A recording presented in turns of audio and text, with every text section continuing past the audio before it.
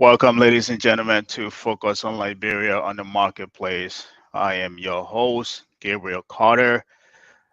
Today, we are going to be talking about the impact of donors funds on the Liberian economy.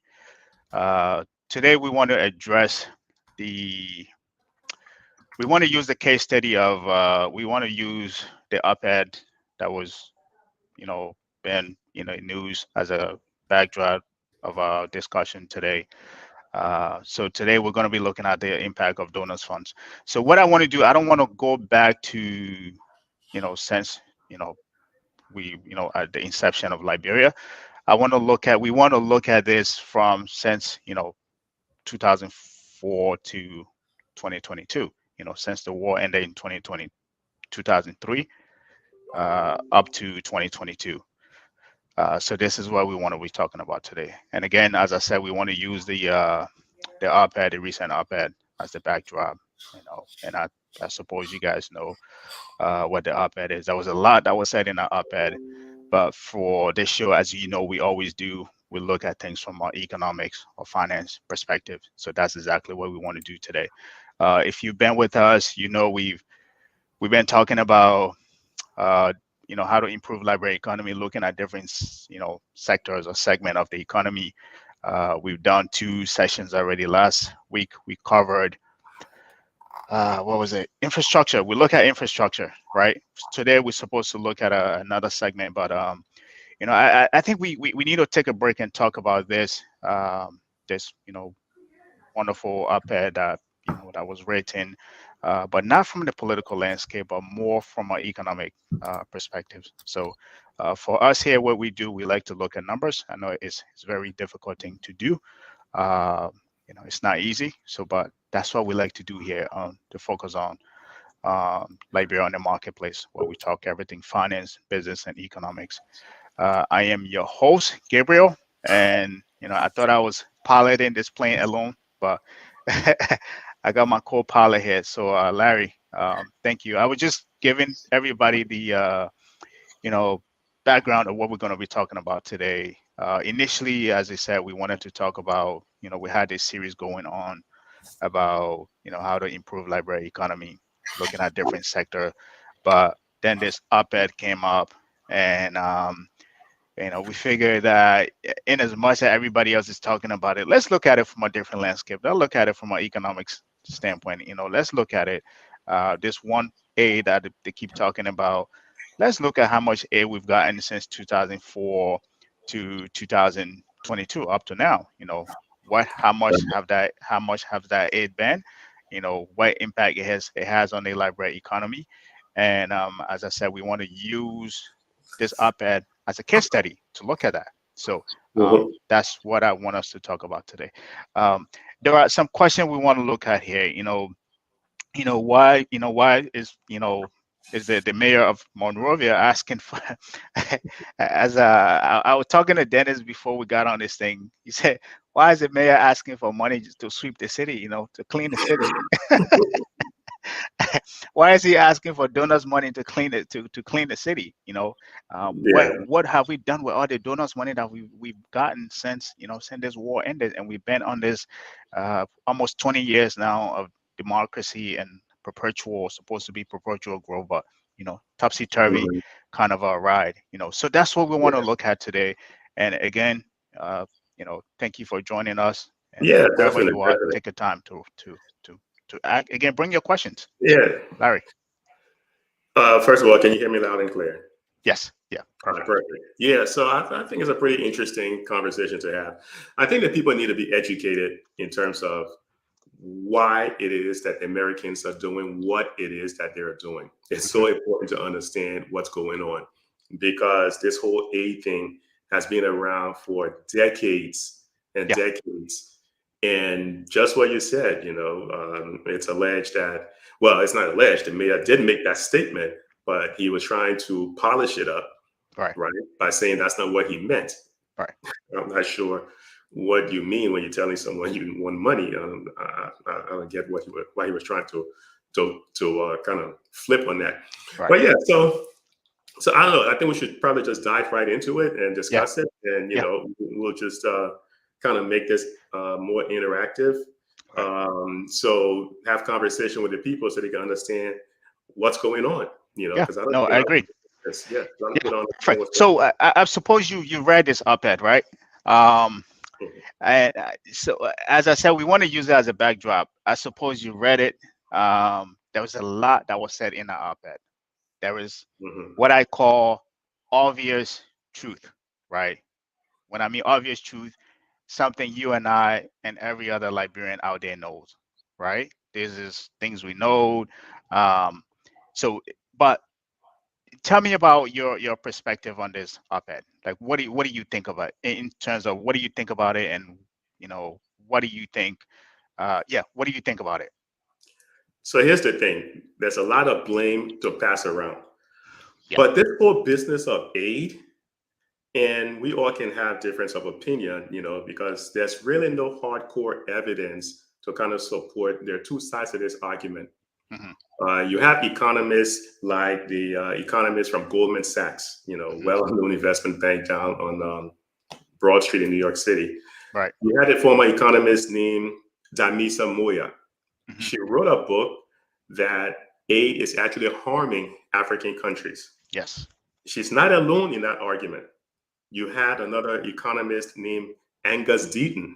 Hmm. Angus Deaton, in fact, won the Nobel Peace Prize in 2015 on a paper that has to do with household survey. This is the same household survey that a lot of people used in methodology, including the current finance minister, to do the household survey for Liberia. I believe it was in 2016. Yeah. So this economist, Deaton, right, Angus Deaton, Hmm. also have put in an argument saying aid is harming development in Africa and Yeah. underdeveloped countries. So Right. you got Demisa Moya, you have Angus Deaton, you also have William Easterly. Hmm. William Easterly, another economist, he stepped up and he said, "Look, this thing right here." In fact, I believe Easterly worked for the World Bank, and he Hmm. got in trouble when he put out a paper arguing that aid wasn't helping. He said the only thing aid was doing was creating corruption. It was creating corrupt governments. Yeah. Because what happens is a lot of people do not take the aid and put it to good use. Instead, it is stolen, and then they don't diversify the economy. Don't do anything to Yeah. interesting with the economy. Right. On the other side of the argument, you have other people like Sachs. This guy also argued. Well, he argued that aid has done extremely well for African countries. But Jeffrey Sachs. Jeffrey Sachs, thank you. Yes. Jeffrey Sachs argued that aid has done extremely well Right. for African countries. But take a look around Liberia. Take a look around Liberia and see for yourself. Look, the first 3 years that Madam Sirleaf came to power, and I mentioned this several months ago to Vandella Patrick. He didn't believe me. He said he was going to, and I'm glad that Ambassador even mentioned it. The first 3 years, on average, this government, under President Weah, Hmm. has received more aid than Madam Sirleaf in the first 3 years of her government. Hmm. We can compare the two and say, what has the aid done? There's been failures on both sides. Yeah. The aid hasn't really done a whole lot. But let's take a step back. And I don't want to go too far ahead, so please stop me if I'm jumping the gun. No, no, no. Go right ahead. Go right ahead. Right. But I wanted to give a little bit of background so people can understand this. Right. This whole business of aid, I mean, it started back in 1961 when JFK threw an act called the Foreign Assistance Act back in 1961. I think it was sometime in November of 1961. Yeah. It led to the formation of USAID. Yeah. America was looking to use foreign aid as a way to influence their beliefs in other countries. Yeah.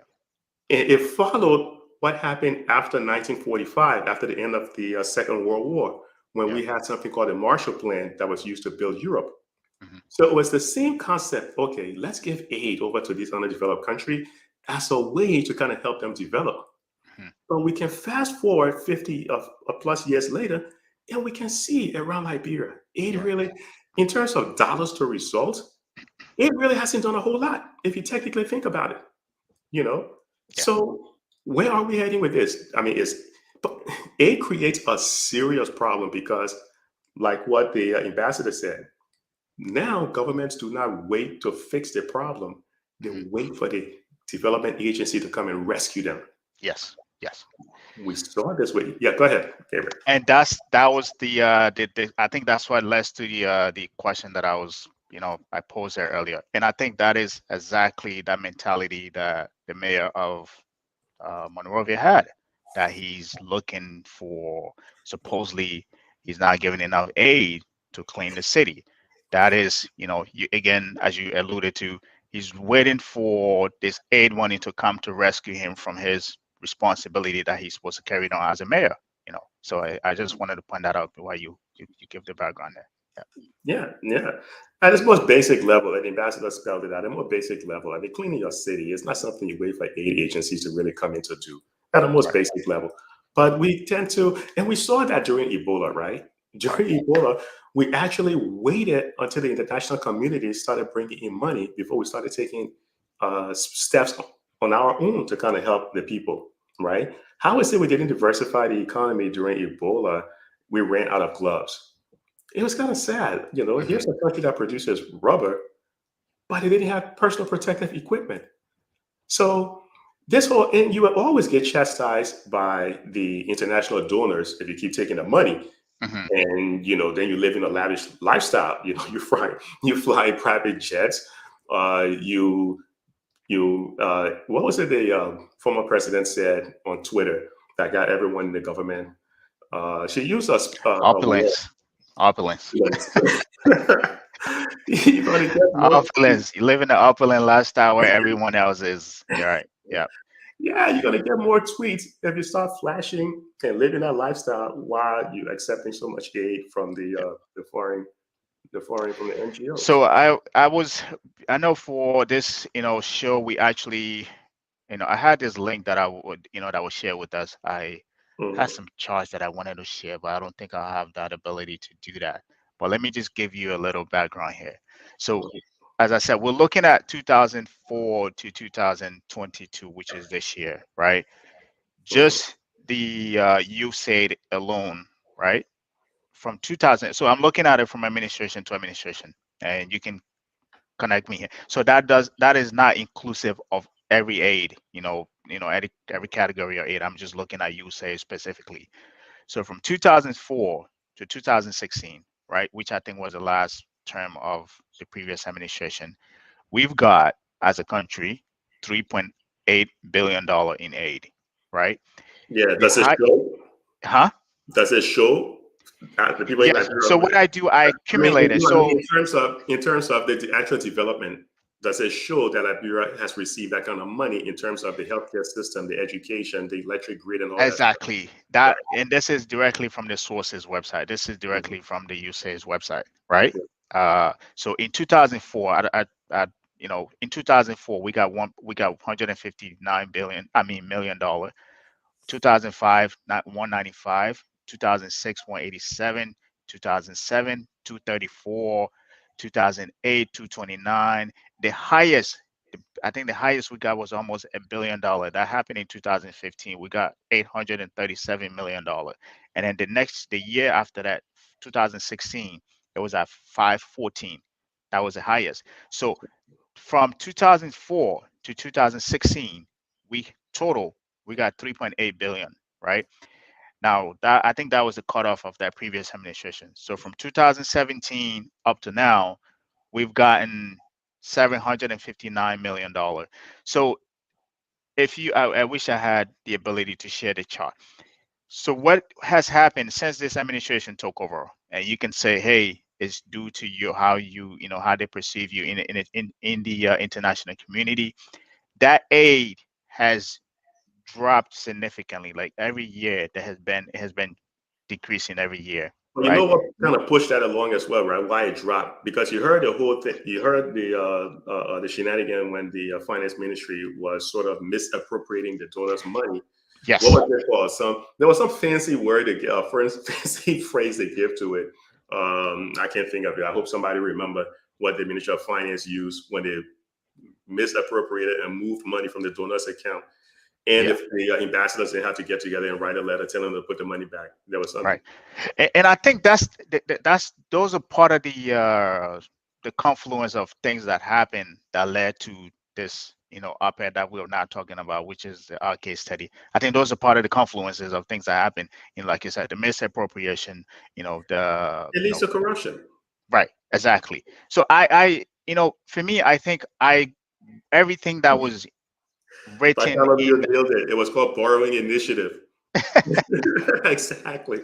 That's what it's called. Borrowing initiative. No, it's called misappropriation. You talk yeah, about. Yeah, he, it was misappropriation. I agree with everything that was pointed out in that, and I know this may not be honest, popular opinion. I agree with everything that he said in that op-ed, like in terms of the misappropriation, the corruption, everything that he's highlighted in there. However, this is where I differ with everybody. In as much that I think we're aware of that, I think they should have continued using diplomacy, right? So let's say I am the U.S. aid, right? I'm giving you, let's say, money every year to carry out the U.S. agenda or whatever the case that may be, right? And every time I give you that money, hey, you don't do what you're supposed to do with it. There's corruption here. You always gave these layman schools. You're misappropriated. We've had that discussion before. If I am intended on achieving a goal and you have become an impediment to that goal, right? The next thing I'm going to do is, how do I can't talk to this guy anymore, right? Even if I'm meeting with him, I know everything that I'm going to talk to him about is going to go one side of his ear and come outside of the other. So I think the best strategy that could have happened was pivot towards the opposition. Yes, I know what they did was, hey, let's shame these people in the media. Let's put them out. Let's air them out, right? The reason why I don't agree with that method is because everything that they highlighted, in as much as it's true, we're aware of it. We know that, right? We as Liberian, the only thing we're hanging on to in this administration is hope, right? Hope that the next administration that will come will do better than what they're doing. Now, if you come and now tell us that little bit of hope or air in our balloon that is as there, you just snuff it out. What that could have done, if Liberia was like any other Western African country, that could have incited a riot, like protest. We could have said, hey, protesting in the street, we want this government out. That could have led to, hey, after, if we could have gotten to a place where we sustained this thing for a long time, protested for a long time, they could have stepped in and said, hey, you know what, your citizen want you gone, you But let should be me ask gone. you, Gabriel. Let me Right. ask you. Don't you think that maybe the U.S. government's long-term strategy to get rid of this government? Right. And I believe that is the case. I Yeah. absolutely believe that was the reason of them writing that paper. What I think is going to the opposition, causing up to the opposition would have sent a more brutal message than doing this op-ed. If I'm coming to you directly, you're not agreeing with me, I'll go to the next person and say, this person is waiting to get in line. Hey, this is what we want to do. This guy that I'm working with is not doing what he wants to do. This is what we want to do. Can you assure me, tell me how you're going to make sure that you're going to ameliorate corruption or eliminate corruption, how you're going to carry out our agenda. And if you can assure that, we will work with you on this back Right. end and make sure that when you come, you can do that. So let me Once tell they you where I see agree that, with you. Let me tell you where I agree with you and where I disagree with you. I agree right, with you in terms of it may be, and I think we probably agree that it may be an underlying initiative by the U.S. government right, to kind of say, "Hey, we've lost confidence in this group. We need to start looking at the next group right now." right, Because, but at the same time, remember now, the U.S. government, President Biden, put out a statement in June and released another statement in December saying corruption was a national security threat to the U.S. hmm, And it's because of that statement that the US now has been going and sanctioning a whole bunch of people. It's not just the whole sanctions that you see going on in Russia. right, Last week, the US sanctioned quite a few people. They've also sanctioned the wife of the former dictator, Jammeh from Gambia. They've yeah, been sanctioning people left and right. They sanctioned a businessman recently. I can't think of the country, but it's kind of saying, hey, this we're group, done with you. pretty much. Yeah, So I think we're on the same page with that because Dana Banks came out and she made a forceful statement. They all were running out there yelling, "Oh, she shouldn't have said it," but she said it. Then you have the ambassador putting out an op-ed piece, but Then again, you have to go back and look at what the U.S. government said when they sanctioned Prince Prince Johnson. Johnson. That was significant because they said right in there the government is laundering money. They said the Liberian government is in the business of money laundering. Right. What does that tell you? That What does tells you that they're tell you? corrupt. So and this is where I agree with you, right? This is what I can assure you that the U.S. government knows everybody who was corrupt. They have more. They know every conversation those people are having with their That wives is and their correct. girlfriend. They know every in and out. Just like this is what somebody told me. Somebody told me, like, hey, if you want to go to somebody and say I'm going to slap you, you telling somebody say I'm going to slap you before you slap them. What do you think that person will do? They're going to brace themselves, right? If you want to Mhm. slap somebody, slap them. If you Yeah. know these people are corrupt, put sanction on them like you did with Prince Johnson. Put sanction on him, it will send a direct message. Why tell the people say, hey, this people's corrupt? They're going to change their strategy, right? I You think give they're them more building, time. I think they're building up to something. I think they're Yeah, building up to something because right, when you look at it historically, they usually don't come in and just kind of pull the rug or the carpet from under you and let you just right. fall flat on your face. They kind of fire these warning shots, and we've seen it because the same warning shots were fired at Samuel Kado. They fired the Mhm. same warning shots because at one time they brought in, I think it was maybe 10 to 12 um, economists or so from the IMF Right, to work with Doe. And then they started seeing what Joe was doing in terms of with the donor funds. right, Joe was doing the exact same thing with the donor funds. And then eventually he kicked out those IMF agents and then right. the US government. And the reports are out there. You see, the crazy thing about the US, after a few years, those reports that are once considered national security, they don't release Release them. them. Yep. And if you're a researcher, you have the time, you can go look it up and you can find it and you can say, Yeah. oh, so this is what the US government was thinking during the time that they pulled the carpet or the rug from under Joe. This is what Mhm. is there. This government is doing, the crazy thing is they're doing the exact same thing that Joe did, and the US government is responding in the exact same way Same where it's way. leading up Right, to. right. It started again with corruption. Luckily for this government, they're not involved in human rights abuses, Mhm. albeit that may be a little sporadic things here and there. But within I the mean, there's next few weeks, murders though. yeah. But within Murders, the there's next few weeks, rapes. You're right. exactly. Right. Within the next few weeks, we know the 2021 Human Rights Report is going to be coming out. Pay close Mhm. attention to that report. The State Department has already flagged it. That Right. report is going to be coming out soon. There's Human Rights Report on Liberia and pretty much every country out there. This government is doing pretty much the same thing that Joe did. They're kind of Same following the playbook. same footstep, Right. including the crazy message that when Joe took over, when the coup d'etat, Yes. and you were interviewed and asked, so what are you going to do different than what President Talbot did? He said, oh, we're Mhm. going to carry on the same policies. That's kind of crazy that this government came in. And I remember seeing a statement back in 2018 from one of the ministers Mhm. who said, oh, no, we're not going to change anything from the previous administration in terms of policy. Right. We're only going to implement. They haven't done much in terms of implementation. Right. They kind Right. of they follow the same errors and mistakes that the previous government did.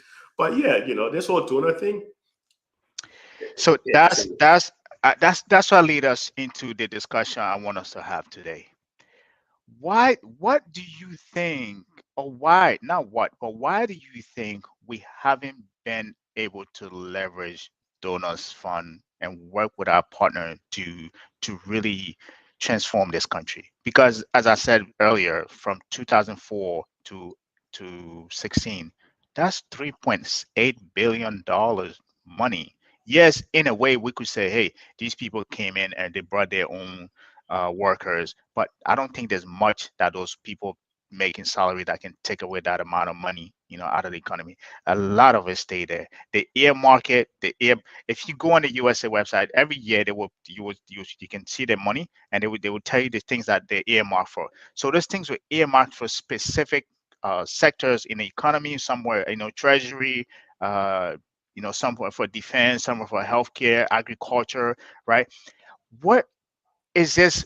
I call it sickness that we have had since our inception, that we haven't been able to manage aid, like other countries are doing. Rwanda, you see, Rwanda, they're doing pretty well on their own, but they get a lot of aids too, but they're leveraging their aid better. What is the problem with us that we can never manage aid to accomplish something greater that we need to, as opposed to every time we get ridiculed in the public, such as the op-ed that we just issued. What do you think has been our impediment to that? The key thing all right. So the key difference that places like Rwanda is doing is they're putting people in positions that have the requisite knowledge and skills. Back in the 60s, in the late 60s, when USAID started sending money to Liberia, the World Bank started putting out grants and loans to Liberia. One of the things they wanted to do was, I can remember this specifically because they put out, and I saw this in the article, they put out about $3 million back in the 60s to Liberia to help build capacity. Capacity simply means training the people to be able to do the job, right? Up till now, do you think the current government has the capacity to do some of the work that needs to be done? It's missing in that capacity. What the aid, so here's where the problem is. The problem is, and it's complex. I mean, when you go out there, you read the data, it's very complex. But a major part of it has to do with corruption. Aid tends to breed corruption, misappropriation.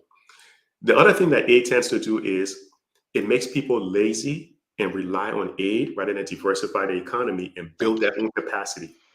Rather than put aid into specific projects, if the aid is sent directly to build capacity, we won't have some of the issues we're having today. But the aid is not used to build capacity. Send the aid to build the capacity. Let the aid go and build the internet infrastructure. Right. Putting the aid in government hands, which is what some of the aid agencies no longer do now, but it still doesn't work. So I'll be fair to the government. It's not all just their fault or their thing. The aid agencies are also involved in it as well. The aid agencies, to a certain extent, they are corrupt and they put out programs that does not work. It simply does not work. Because when USAID puts out a bid, let's say USAID wants to put out let's say they want to do a project to reduce infant mortality or something in, let's say, 5 counties. Yeah. We'll put out a bid. Look, we're putting out, say, $5 million. We need a contractor to come in to help the Ministry of Health and do this project. Who wins those contracts? A lot of the agencies that win the contracts, they're not in Liberia. Yeah. The big agencies that win this contract would be someone like John Hopkins, Family Health International, also known as FHI 360, AET and Associates. Even right now, the grant that was won, that was a $16 million grant won to go and help the Ministry of Finance and the Central Bank. It was won by a firm up in Virginia. Can't think of the name now, but they won the grant for $16 million. And then so here's the nonsense that goes on that really, if you follow this thing, would drive you crazy. This firm in Virginia won the grant for $16 million. And you know what they did?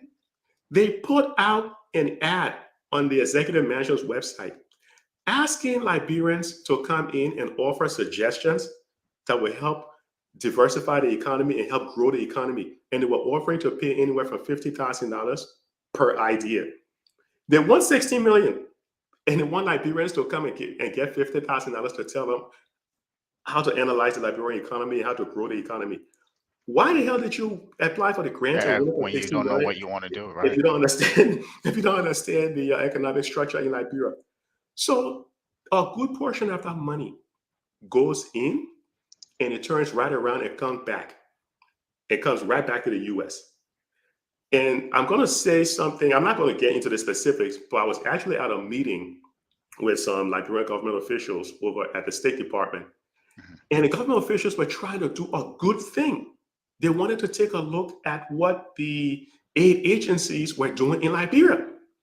They were actually standing up and said, look, listen, we're putting together a database. We're interested in understanding what all these aid agencies are doing in Liberia because we want to understand if they're getting the results that we're expecting. Do you know that USAID got pissed off? That the Liberian government was standing up for itself. USAID got mad at them. Said, well, why are you guys investigating? They said, we're not investigating. We simply want to know all of the NGOs that are in the country, what exactly are they doing?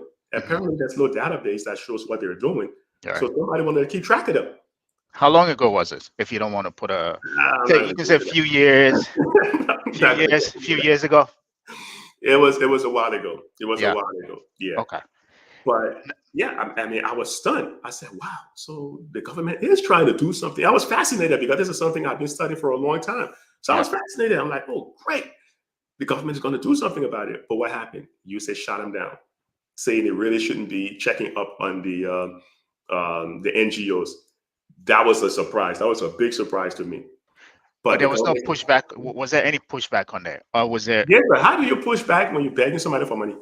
And that's actually You can't do a whole lot of pushing back, you know? So that's not all. I mean, we can do the whole 80-20 rule and put some of the right, blame on certain right, people and all of right. that. But I mean, I'm telling you, this thing is complex. It is very complex. But what the ambassador has put out there right now is because the corruption right now seems to be kind of leading the way in Liberia. Hmm. Now they are using aid, and this is pretty much essentially when the Foreign Assistance Act came out. And by the way, if you're looking for the data, I know you went to USAID's website. Where you need to go is foreignassistance.gov. Go to That's foreign that's assistance. that's what I meant. Sorry, that's what I got. That the Oh, the, okay, the great. foreign Because if you assistance, go to FA foreignassistance.gov, dot gov. Yeah, right. exactly, and you put Liberia in there, then if you downloaded the data, put it into an Excel spreadsheet or something, and Hmm. then you create like pivot tables or something, then you start seeing who's winning all of this money, how much money did they win in terms of grant. Right. Then you have to cross-reference it to those specific programs and see what was the success rate of those programs, because they had a program with the Teachers Institute. That was a big flop. It was a Yeah. big flop. But who won that grant? It was a foreign NGO. What So was it called? I think they're still in Liberia. I think they I know still what you're did. talking about. They're There's still in another, Liberia. They they ran, failed in Kenya.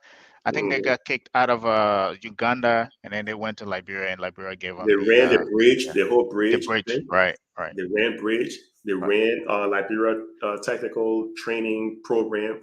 But right. it's all out there, so it's complex. But what the American government has seen is just this particular government hasn't done a good job at all. I'm not going to say go to great, Hmm. but the level of corruption, it just seems so high.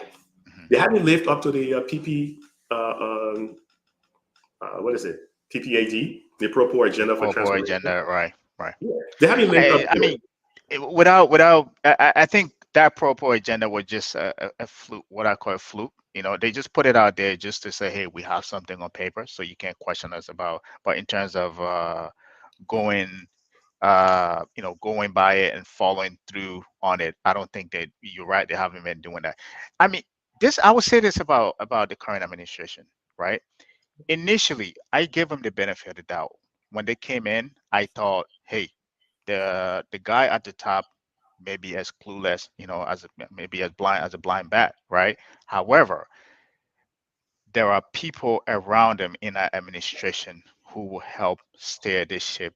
And even though he is clueless, it may not be as the previous administration, but we will skip by until the next term comes along, right?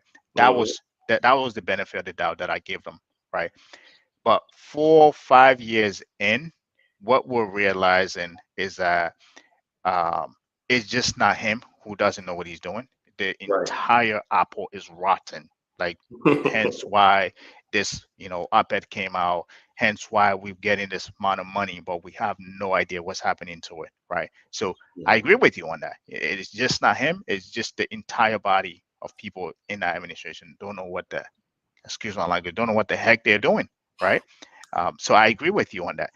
So they the next question I want us to look at here is, given the op-ed that was put out, if you were in whether the opposition or an aspiring, what do you think that do for you? How does that change your perspective on the economy as to, hey, these people aren't doing well, there's corrupt, like, what do you think that does for you? Like, how are you going to look at it from an opposition standpoint? From an I want opposition you to put on your standpoint, strategy hat here. Sorry. mhm. Right. So from an opposition, so I put on my strategy hat right now, Gabriel, and you knowing me, the hat has to be fancy, right? Not just any regular hat. So from an opposition standpoint, I'm looking at the data. So the Right. first thing I'm asking myself, okay, in 2021, there was roughly 12 presidential elections in Africa. Right. In which in And people always say, oh, people don't know Liberia because, people would say vote this administration in. But the world has changed. Hmm. The people are, I mean, there was a reason why this particular administration didn't win the first time they ran. There was a reason why they didn't win the second time. And there was a reason why they won the third time. Hmm.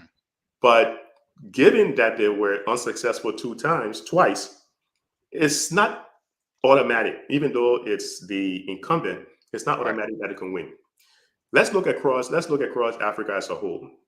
And remember now, Liberia still has a slightly better educated electorate, although it is extremely low, but it's Mhm. slightly better than some of the other African countries out there. Out of the three countries, for example, um, out of the 12 countries, there were three where the incumbent lost. The Right. incumbent lost on three grounds. It was corruption, Hmm. massive corruption. They also lost on a poor economy.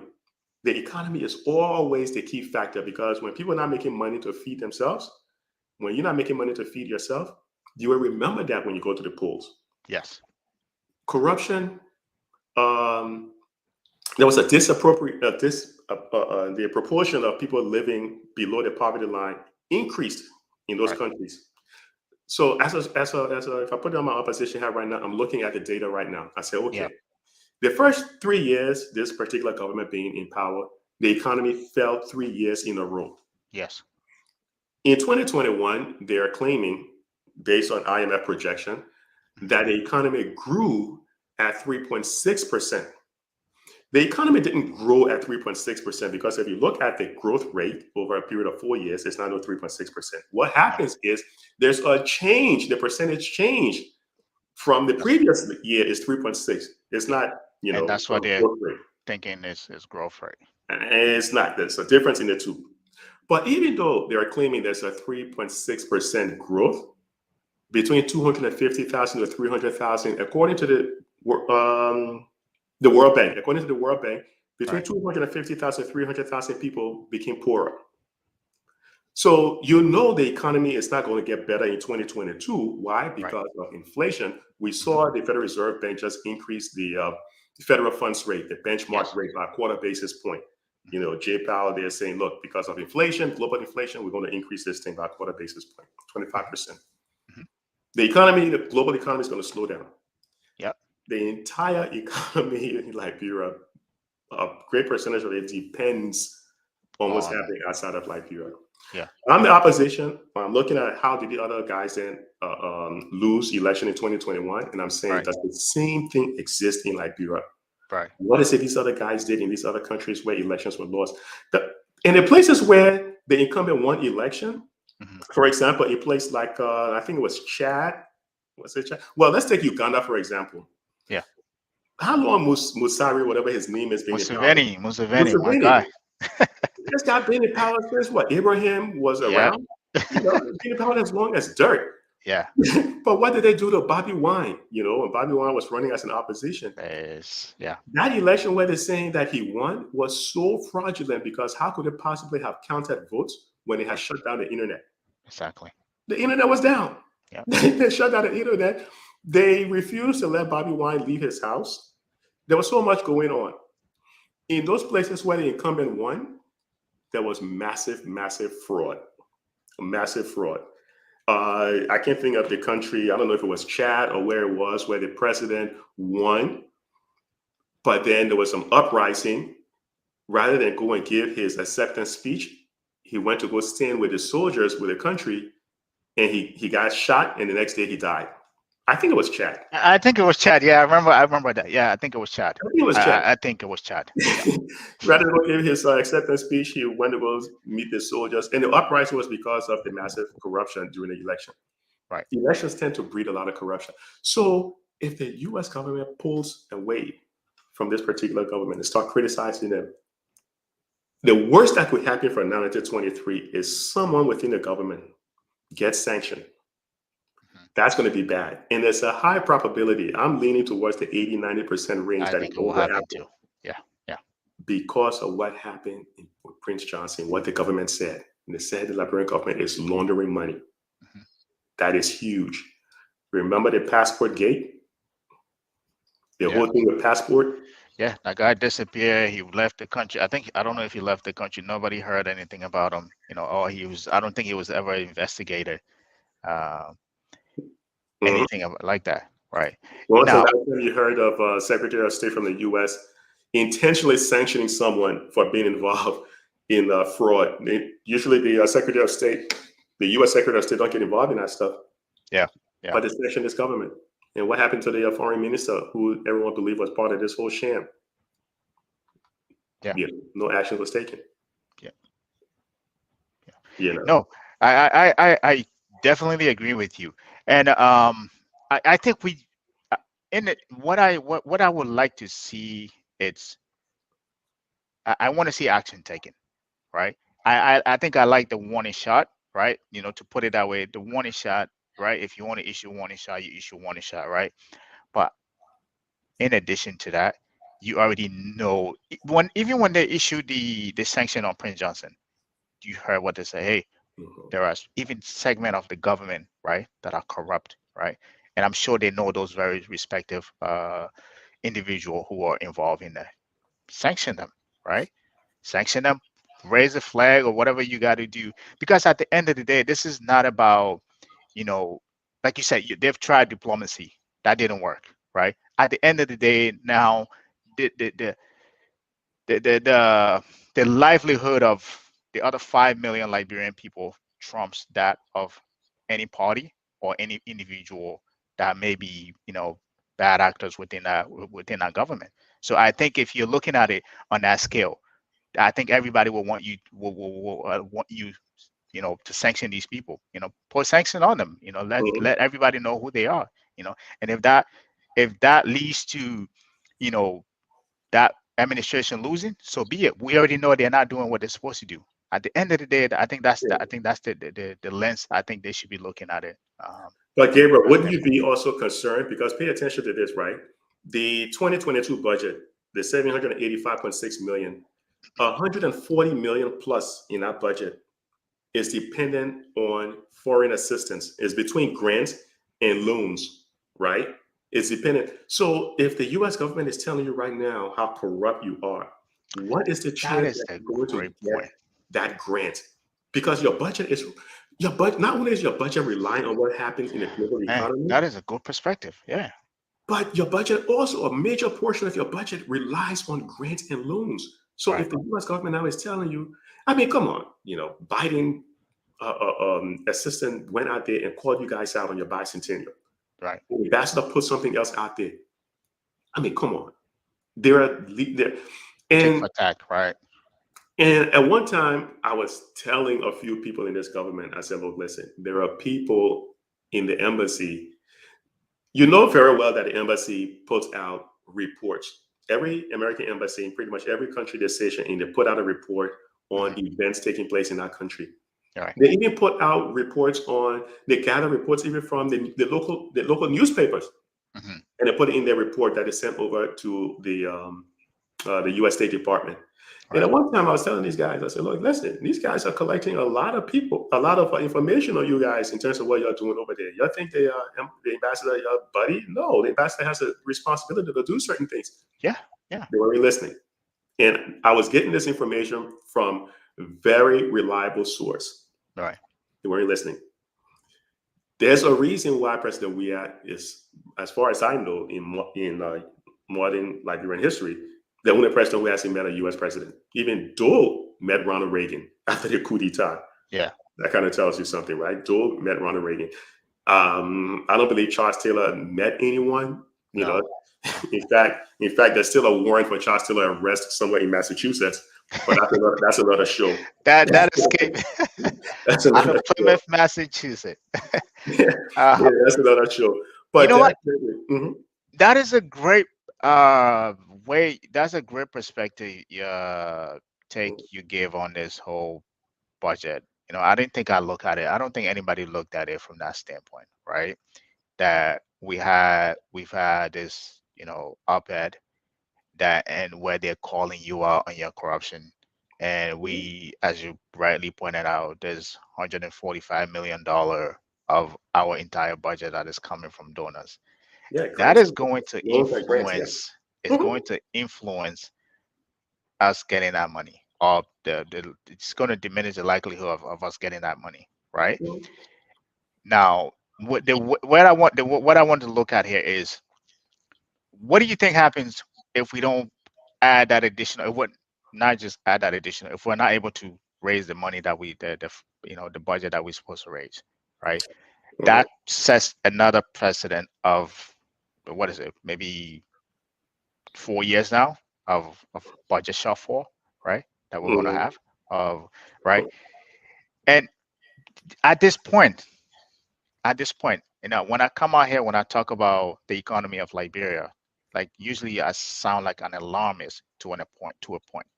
But I don't think the average Liberian know what is happening within our economy, right? How, like, I can tell people, if these within the next 2 years up to election, there are a lot of things that are going to happen. We cannot we can't raise money anywhere, right? There's a high chance now, because of this op-ed, that extra grants and donors fund that we're supposed to get, that we may not get everything. So that's going to create a budget shortfall, right? What do you think that's going to do for the Liberian economy? What do you think is going to happen to the Liberian economy if we cannot get to this budget that we're supposed to raise, as which is part of the reason could be of this op-ed and their lack of trust within this current administration. I think it's just going to be a continuation of the failed policies that we've seen in the first 4 years, right? Right. Because according to the Propo agenda, the Propo agenda, as far as I know, it had two main objectives. One of the objective was to kind of reduce abject poverty. That's poverty where people can't even meet their basic needs in terms of having a decent food to eat. The One of the key objectives, reducing abject poverty, they were supposed to reduce that by 23%. I believe either Hmm. 23 or 25%. They haven't come close to it whatsoever. Hmm. What the people need to understand is, when you can't get 3 square meals a day, it's because the economy is terrible. Hmm.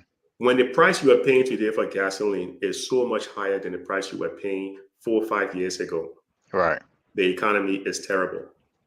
When the price of bread is so high that you can't even buy enough to feed your family or go to the market, the economy is terrible. When the dollar, the US dollar, when the Liberian dollar has fallen in terms of its value, Right. depreciated to about 150, at one time it was around 170, 80 mark. Yep. Again, that means the economy is terrible. Right. Every pain that you're feeling, people say money is the root of all evil, but sometimes money pretty much helps so you don't go do evil things. The Bible also says money answers all questions. Exactly. And if you don't have money, you usually end up sometimes doing evil things. The high rate of crime that you see in the country is because of a lack of employment opportunities. Hmm. People are going out there doing some things, and people just have to be rehabilitated from the war as well. You know, it's That's also partly again so. Right. because the economy is terrible. But I see what my namesake Patrick over here is saying. He's saying may still get elected because the opposition is just disorganized. He's got a point. He's got a valid point. And And that's the that was question you were asking. exactly, that was the biggest question that I was asking. When I said, remember when I asked you to think about your strategy ahead, right? If I am in the opposition, this is like a jump shot right here that I'm dunking, right? If I'm in the opposition, I see this op-ed. Matter of fact, I won't even wait for that ambassador or diplomat, whoever he is, to even call to me, right? I will initiate a meeting. I will initiate a meeting, right? Hey, I'm in such and such party, right? We read your op-ed. We understand your frustration. Matter of fact, this is some of the things that we're talking about in that will problem that we're looking to resolve. Give him the opportunity, or give them the opportunity to say what is the U.S. agenda with the aid money that they've been pouring into this country. What hasn't been done? And now, once they tell you that, you now lay out your plan, what you're going to do when you come in, right? Hmm. Hmm. It's it may not be taken as, they might just be a shrug, or whatever, but at least you planted that seed. That's a seed you planted within the head that they will now say, hey, at least we're talking to these people. They're not, this administration, we've been meeting with them, we've been working with them, they're not doing what we're supposed to do. Here is somebody who on the opposition is now trying to listen to us, trying to do exactly what we want to accomplish here. That gives them something to think about. They might now start pivoting towards you. If you're not doing what we want us to do, that will now give them a conversation to be had, right? And for me, I think that would have been the the right thing to do, the best strategy forward for the opposition. But as the commenter said, it's, hey, maybe they're playing that ball game behind closed doors. Maybe they're making that chess move behind closed doors. Nobody knows. No, But I think for me, that's what I would have done. I can say the early stages, a lot of you see, the opposition at one time was doing a pretty good job when we were forming the coalition. The coalition, Yeah. right? But that whole thing fell apart, and it fell apart in a bad way, so much so that we're seeing court cases and a whole lot of stuff going on. But I would kind of, I did say that, Patrick has a point, but I would disagree with his assessment because, like you pointed out, Gabriel, there's stuff going on in the background that he may not be aware of. Exactly. But what I think, to kind of to his point, what I think needs to be done, they need to start making people aware of what they're doing. Thank you. Your policy statements. So The ambassador put out a statement out there. Boom. You have somebody out there with a rebuttal. Like I said, the human rights reports are coming out. You need to have somebody ready to address it. You need to show organizational skills in this point. So yeah, they're doing stuff in the background, but I think it needs to be visible so people can see it. And I see a couple of good points out here. What Mr. Sirleaf, Ahmed Sirleaf is saying, giving firsthand knowledge in terms of his work with in USAID. So those are the kind of things we can probably. Yeah, let's jump into the comments. I think we've reached time. Let's jump into that. So at least I give us the time to talk about them. So I will go through these and start from the top here. This is Arita Davis. She said, "Good afternoon." Arita, good afternoon. Thank you for joining us. All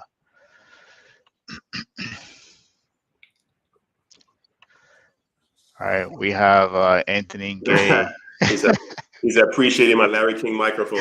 I know it seems like the same mic. He may have passed it down to you. Yep, the legendary. That was great, Anthony.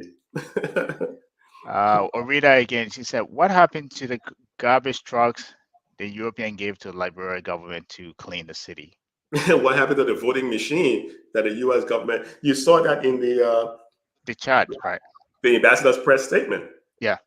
What happened to the voting machine that was given to the legislators? Actually, yeah, they did. Yeah. What happened to it? It was sitting there in a closet. They didn't want to use it. They didn't want to use it because they didn't want to be held accountable for the votes they were taking in the election. I mean, it is so embarrassing. And the problem is there are people that get elected. They come from the same society. They do, yeah. So when you clean the house, you just end up pretty much with another bunch that just not seem to have the people's interest in mind. Yeah.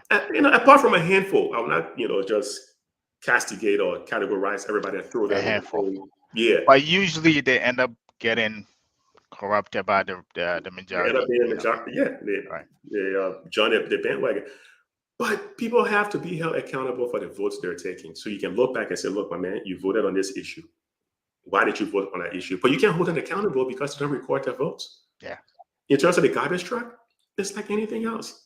They go in when one government leaves, how much of the equipment gets taken with them? Right. And this is something that I always talk about, and this is, you might have a broader knowledge on the history of our country than I do.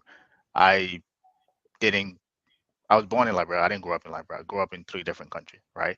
So it took me a while to start getting used to start learning about the history, right? And as you learn about the economic history, what you see is there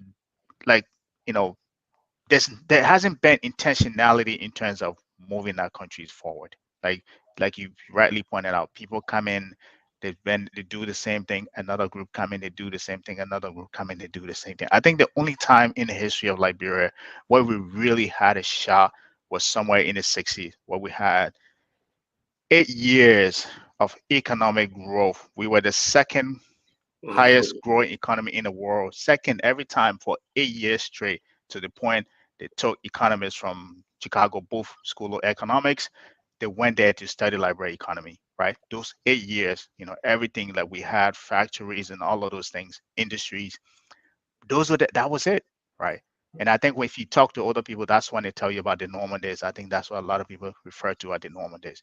But ever since then, that even before then, there hasn't been people very intentional, whether placing in various sectors of the administration to make sure that you carried out an agenda that hasn't been done. So I agree with you on that assessment. Yeah. Yeah. And this is why one time I remember when I was on the Costa show one time, we had a discussion, and Costa put out his own argument, and Costa's argument was, if you have the right leadership, you can have an immediate impact in terms of how people behave, which is true, because if you Yes. look at what the guy from Ghana, Rawlings, Yeah. Gerald Rawlings did, you can have it that way. Look at what the guy in Kenya is doing as well. In Rwanda, you can, not Kenya, in Rwanda, Kenya. Rwanda. Yeah, but here's the thing. And my argument to Costa was, it's going to take time to totally change the mindset. What needs to be done right now is start teaching morality and ethics to the 5 and 6 year old, because you want them to grow in the system, understanding what is happening, knowing right from wrong, knowing how to make the right decision. By the time they hit 18, you will have a society that has been transformed. Yes. Yeah. Because right now, what you have are people that are, and the crazy thing is, you take those people right now that are hustling, you bring them over to the US, they realize there's a rule of law in the US that you can't go driving 80 or 90 miles per hour on the highway, because they would grab you and throw your butt in jail. So they kind of, they conform to the US because of the rule of law. But then they go to Liberia where they realize, hey, that's no rule of law. We can do anything and get away with it. We can bankrupt locale and nobody's going to say anything about it. Great, I'll do it, But if we start, and this is what Botswana did. How long Botswana got their independence, in 66 maybe? Botswana has been enforcing the rule of law. But what they have also been doing something is changing the mindset of people. It was also done by the leadership. My argument is, let's start investing in early childhood education. Let's start teaching morality and ethics all throughout, first grade, all the way up. Make it part of the curriculum. Hopefully, we may not get everybody, but we're going to have a majority of the population now that will be pretty much transformed, and they can, start changing the way how people start seeing things. You make a great point. And when you talk about stuff like that, people see you. Oh, you now present yourself as holier than thou, like you're some kind of. But we got to start somewhere. Like we're missing the point. The one thing that people fail to understand is that they don't understand how important it is for the importance of social trust in any economic growth. Right? You cannot grow any economy or any country if there's no social trust or no morality or ethics, people that have the, hold on to those values. You cannot. You can take the economic policy of the great United States and plant it in Liberia. It will crumble if you don't have social, trust, right? And those things kind of instill those kind of things, values in people. So I absolutely agree with you, especially after coming out from this war. I think that should have been something that we were intentional about, but it wasn't that case. Got to work with the young people. Yeah, Dehpue. Dehpue, what's up, my man? Welcome. I'm good. We miss you. How are you doing? We miss you on the show. Welcome. Yeah, go ahead. Thank you. I'm showing my face today, and I've been away, but I'm glad to be back. And after some hefty health condition, I'm okay. I cannot face the camera. That's fine. We're glad you're back. Welcome back. Yes. Today topic that we're talking about I know we kind of sometimes we go off tangent here, but what we were talking about is we're looking at the impact of aid, or if you want to call it donors fund, on the economy of Liberia, and we're looking at the context. We're using this recently written op-ed as a case study, where the ambassador, Lambas, the entire government and That's in the my administration, camera. the Throw entire out the room. administration and government. Larry, I think you got to mute yourself. Oh, sorry. Yeah. Where he lambasted the entire administration and government for being corrupt and the whole 9 years. Hopefully you read it. So that's what we're using as a case, as a case study here. But that's what we're having as a conversation.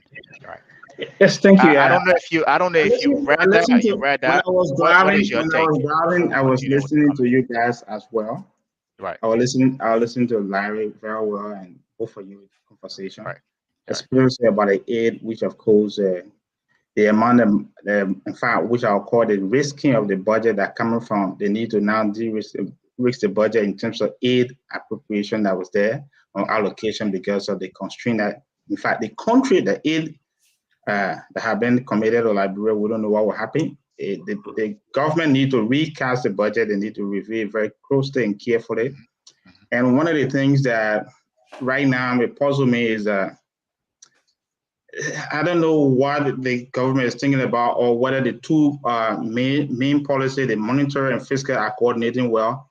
You realize that the fiscal is now becoming or just increasing taxes as a way of financing the huge budget, which is more like a contractionary policy. And we were thinking that the monetary will now come over expansionary policy, but now they too, they are also contracting, increasing the reserve ratio and all of these things. Then you get confused and say, but at their coordination, what is really happening to these people?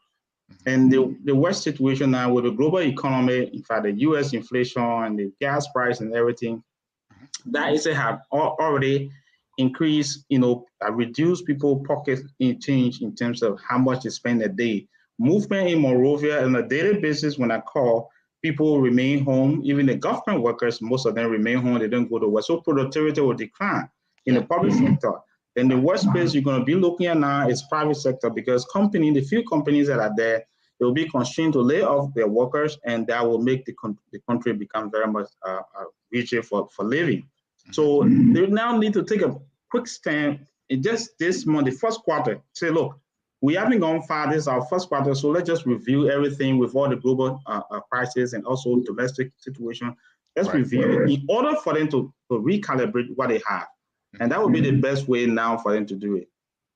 Interestingly, one of the things about the situation with aid, as I listen to Larry, that we don't have a system in place, monitoring, evaluation, to track aid implementation process.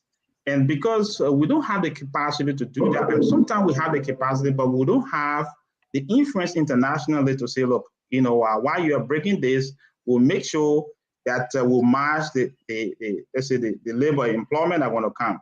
Like you run that, President Kagame had a policy they call, make sure that you have every aspect you bring, you match it with one, like you run them. Like that, it's a transfer of capacity and knowledge. That's a method. So he said he called it clearly a homegrown solution. So when you bring in the aid, we want a homegrown solution to that problem. But unlike Liberia, we don't have that. It's almost like the donor will design a project, do the implementation. Unfortunately, over the years, during Madam Salif administration, there was a place where they built capacity, and they came from donor implementation a little bit in some of the ministry and came to national implementation, allowing the ministry and agency to run some of the projects, at least to build capacity and also strengthen the government. Then after this administration came in, most of the people in charge were dismissed, project directors and managers were dismissed, and donor confidence declined. So therefore, donors have gone back to do what they call the direct implementation. Now they are doing the donor implementation themselves.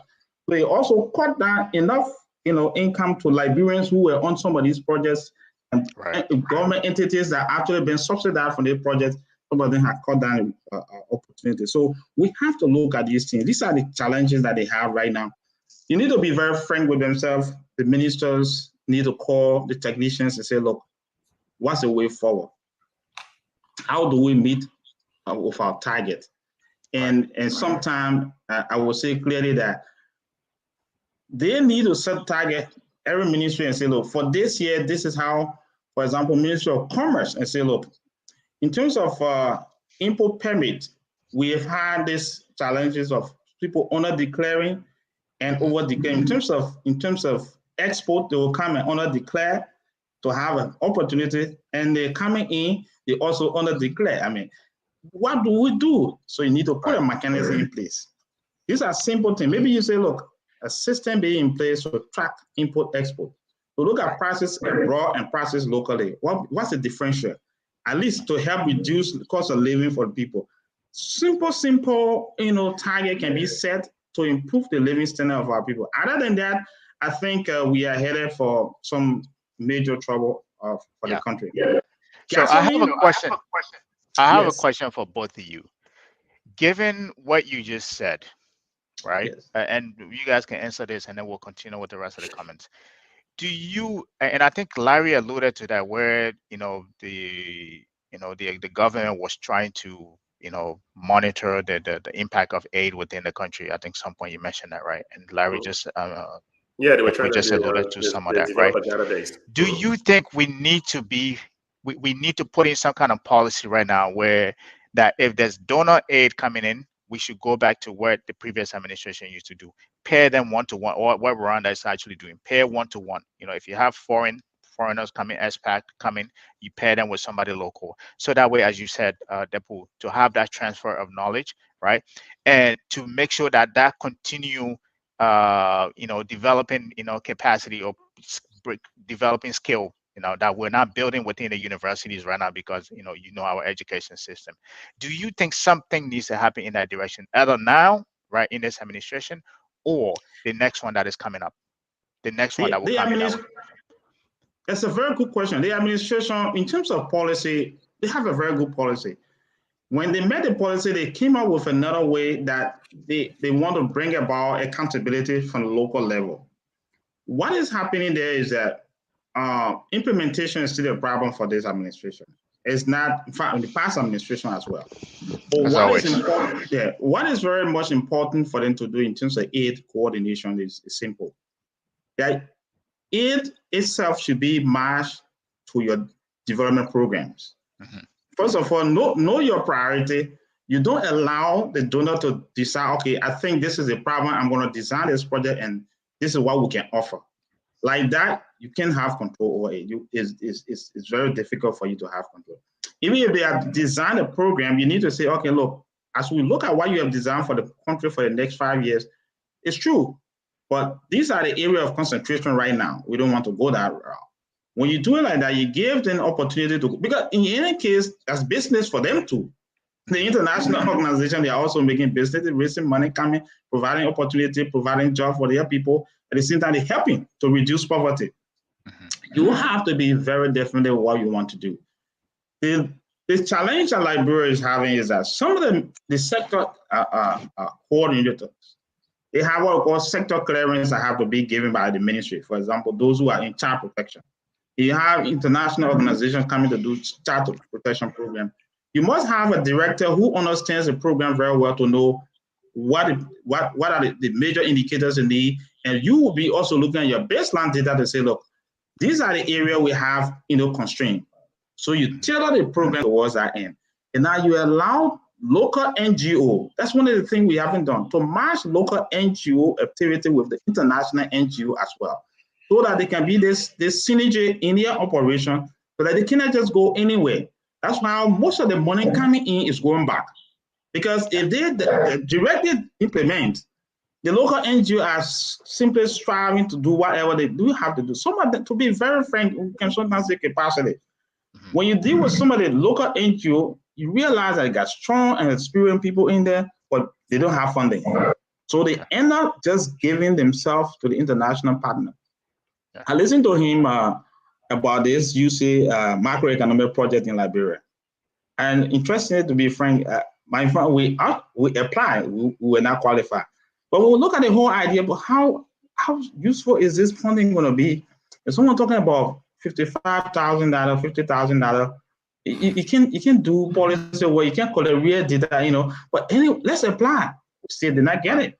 In the end, They came up with a decision that they want to redivert the fund to other projects, so they cut down. The Nathan, the firm is Nathan from Nathan and Virginia, Associates. Nathan and Associates. So they have to divert the project to other activity because of COVID-19. You see this kind of thing. So Right. we have to be very sincere with ourselves. Accountability is the first thing. If we are not accountable to ourselves, it will be difficult for donors to be accountable to us.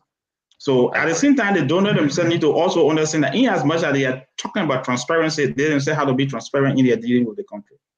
So it has to be both ways. So our solution, one of our solutions right now is to have the best technicians, best qualified Liberians who can work along with the international partners.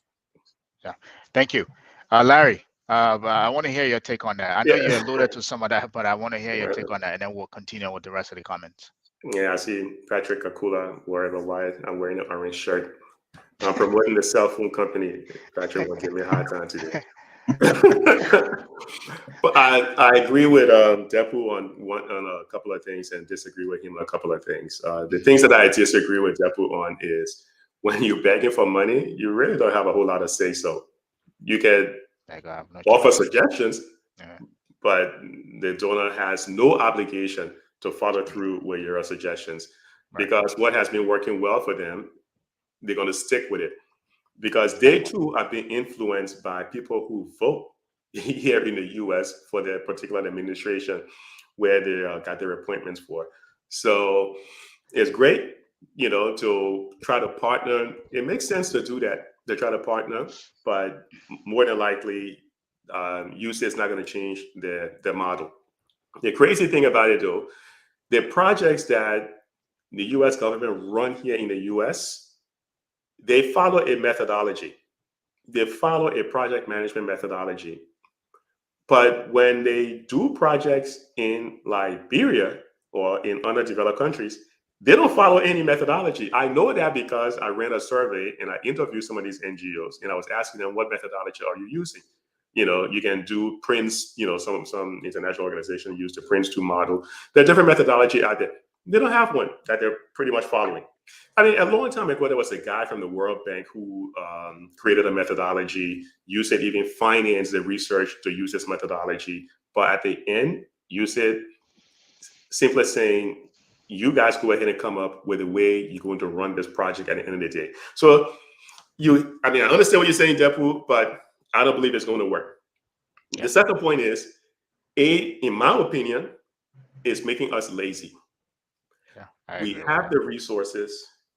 We're missing on the capacity side. We can't hold the government accountable for anything. COVID hit.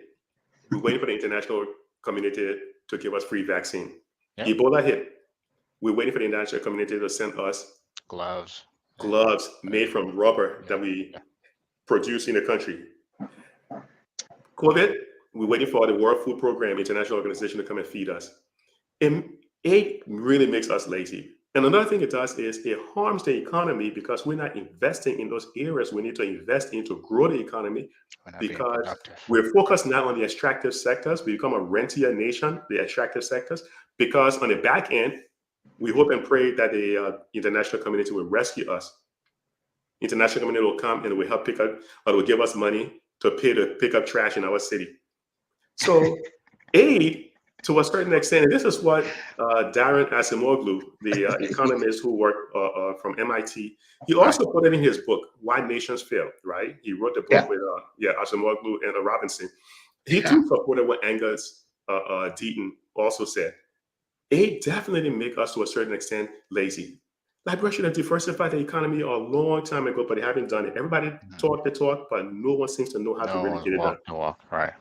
The other problem, Dehpue, is the central bank really don't have the policy instruments on the monetary side to really manage the economy. They don't have it. They're using the reserve requirement as one policy instrument, but they're using it at the wrong time in the wrong way. Some of the other policy instruments they should be using, like issuing central CBL bills, they don't even do a good job of doing that. The IMF have been asking them, how much is it costing the central bank for you guys to use CBL bills? They don't even do a good job. So they don't have the policy instruments on the monetary side. The fiscal side, we know they don't have data they're guessing on a lot of stuff they're doing.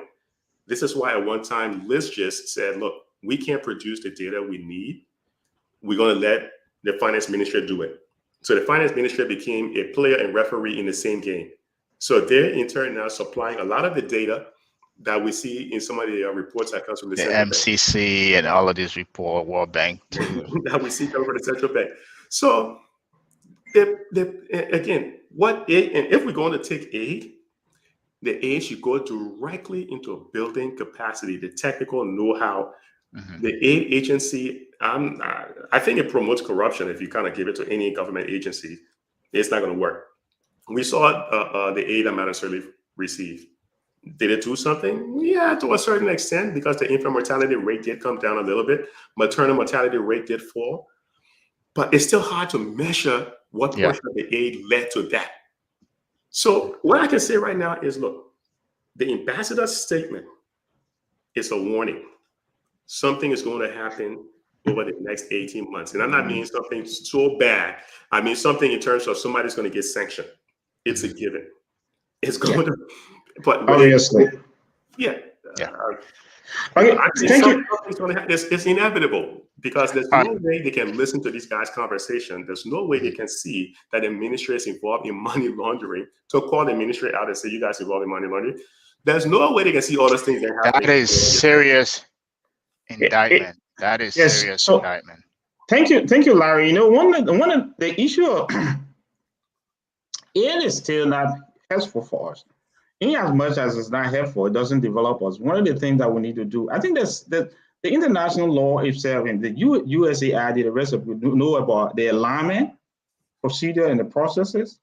If that is not working, even though government doesn't have the money, but you can still direct whatever aid that come in the country and say, look, these are our needs and these are our productive sector that you need to invest in. Somebody think that are coming as grant, and we cannot just, it's still responsibility of the government to still see how to manage the fund in as much as they don't own it.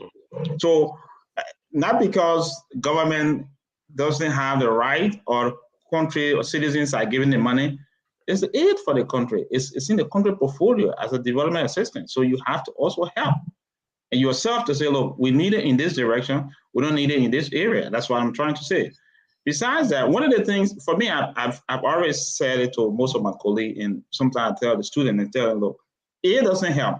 One of the typical example in Liberia is the cost of labor.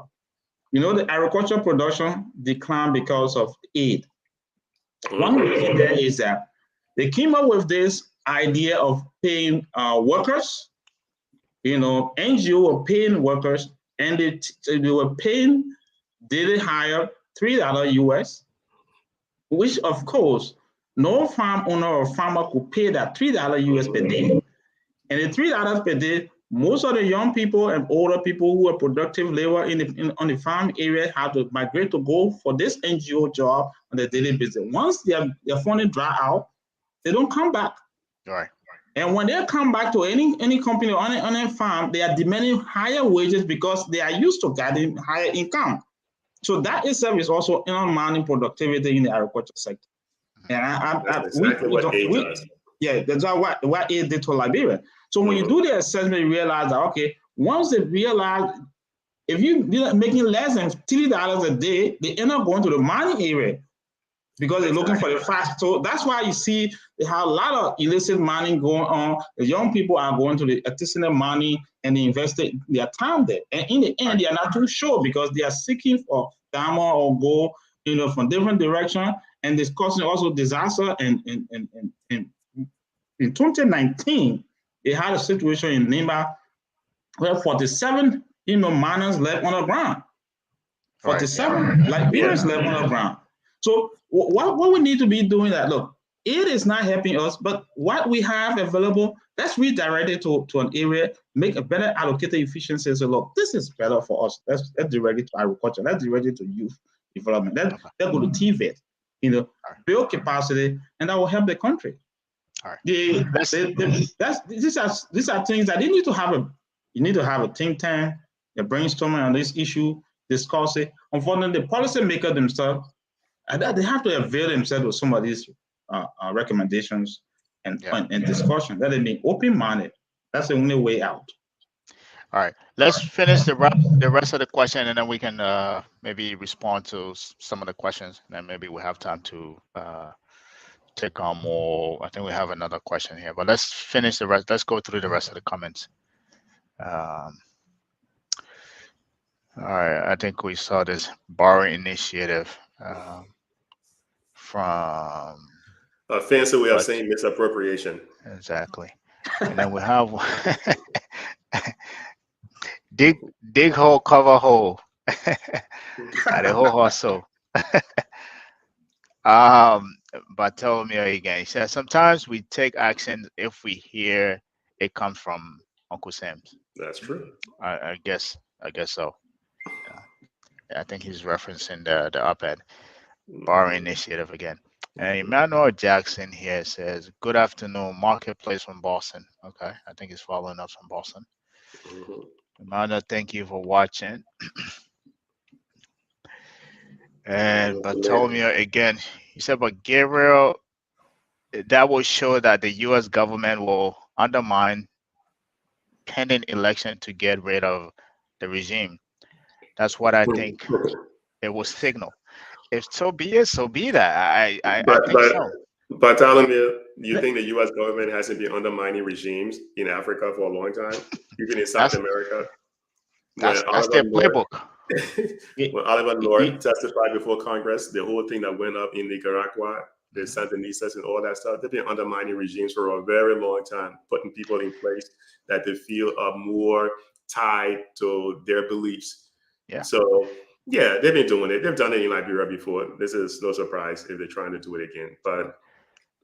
But you see, they're not doing it without help from the government, because if the government wasn't stealing, they wouldn't need to say it. They won't be saying that, right? Right. So the U.S. government is being reactive. In this instance, they're not really being proactive in terms of pushing this.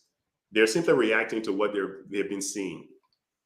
Yeah. Let me comment on this whole issue of the statement from the U.S. embassy. We have similar statement from the EU ambassador as well. Mm-hmm. The one thing which, frankly speaking, I must just say like this, professionally, I would just give this advice, is that the city mayor have been given more power, more like a senior policy maker than other government officials. Mm-hmm. And that's a backlash that they are getting, the government is receiving from the international partner. Because realistically, a municipal government should be directly under the Ministry of Internal Affairs, with some responsibility to the superintendent of the county. In as much as Monrovia is autonomous, there should be some level of coordination in the control mechanism in place. But the city hall cannot be an entity on its own. And as a result, when there's lack of performance and no accountability, you don't expect the partners to speak to anybody else. They will be speaking directly to the action they have seen. Mm-hmm. But if there's a chain of command and understanding that, look, there's a bureaucracy and there's a layer, and the city mayor is understanding his responsibility with respect to what he's supposed to be doing, I don't think the partners will be coming in. Yeah. What is important now for us to be looking at is that, look, are there reasons why these partners are making this statement? Yes. Mm-hmm. They are financing most of our activities. For example, the EU giving money for, waste collection. They've been helping. Why are you going to allow them to just spend their money and you're not being accountable? They've given vehicle, they're giving, in fact, cash as well. So what do you do? Cannot be political. In as much as the city mayor position is political, at the same time, it should be at a technical level to make sure that there are implementation of projects and programs. It's important for city government or president. We have to see the job of city mayor is too big for that guy, to be honest. The whole idea of setting this thing in place where the city mayor is not, the position is not people voting for the position or something, it's just a bad concept. But the job in itself is way too big for someone who lacks the kind of executive experience we need to manage a little over 1 million people. The job is way too big, to be honest. For him. Yeah. Yes, but All what I'm saying is that the individual in charge of City Hall is someone that is more politically active, and the president knows his because his political activism and being very creative and embracing. So I think there should be other area that they give him to ensure that he have control over the youth and the Liberian people, without putting him at the City Hall, because maybe the best thing to do, give him an elected position or a cabinet position, Minister of Youth and Sports, or somewhere where he can exert that influence on the young people. The city represents the country. In the face of the country, when all diplomats and everyone enter the country, they see this is where the diplomat live. If they live in a place that is not decent, what do you expect them to do? And at the same time, they are financing the activity of the city mayor. So you need to look at that carefully, because it will have a backlash. And this is where we are headed. Yeah. No, let's finish the rest of this comment. So we have Stella Jeffries. The U.S. government is the most corrupt entity in the world. Sam Williams. It wasn't IMF agent. I think we may have said something in that line. Emmanuel Jackson again, he said true, but they have stable institution. I think he's responding to the corruption. Yeah, to Sam. He said they have stable institution and one of the best private sector about job creation in the world. I think that is true. All right. Bartholomew again, simple answer: corruption. I think he was referring to what we're talking about. Stella Jeffries again. Our only problem is most Liberians are not financially stable to become investors. So we speak to me here. So we become investors, right? So we most Liberians are not financially stable to become investors. So we wouldn't need aid with horrible stipulations attached to them. Man, clap for you, my man. Stella is absolutely correct. Stella, that's the main problem. Yeah, we don't have a good financial sector to empower people to invest. And Stella here again, she said they will never do that. They set us up for failure. And I think she's speaking to the aid again. And she's been active here. The Catholic charity. Here again, she said Liberia is entitled to know. I don't know what that. But let me take a pause and touch on what Stella said in terms of the financial sector. Look, here's the thing: the data out there says no country has developed without a strong, robust financial sector. It just doesn't happen. They can have year-over-year increase in GDP, in total production of goods and services. They can have that. But when we talk about growth, we're talking about consistent growth year-over-year. We don't have a strong financial sector. We do not have a financial sector where you can have someone walk up, to a bank, borrow money to start a business. We just don't have it. And it's so silly that 200. We've been around this long. Yeah. And we just haven't figured this part out. The country's not going to develop unless you have a very good, robust financial sector. If you look at some of the countries in Africa right now that are doing well, like Botswana, they have a stock exchange. And what do you use with a stock exchange? You can raise capital to start a business. Right now, we're in an IMF program, which means we can't go to the capital markets and borrow because, number one, we don't have a credit rating. Number two, we just don't have a good reputation in terms of being able to provide data so investors can come and see how risky particular assets, are. We just don't have that. So until we start investing in building a strong financial sector, you can grow your country by taking special drawing rights or borrowing money from the IMF or waiting for World Bank grants. It's not going to happen. It's never happened before. Liberia's not going to be the first place where it's going to happen. So Stella's on point. We just don't. No, I agree with you. I think in this series, I think that's one of the things we will talk about. We will look at the financial sector. I definitely want us to look at that because I am the biggest proponent of that. whether you're looking at it from the central bank to the commercial bank and that intermediaries that But connect. Gabriel, let me ask you guys, how many Liberians Liberians versus Lebanese versus Indians, how many Liberians can walk into any other bank in Liberia and take out a small loan, let's say $5,000 or $10,000 to start a business compared to the Lebanese and Indian? Exactly. What do you think? Non-existent. It doesn't. Frankly speaking, one of the things I can tell you clearly is that you can clearly see the collusion in the system, so there's no need for you to argue that. The Lebanese and the Indians are actually benefiting more because the first thing they do is they go ahead, prepare document, and protect each other and go for loan in the bank.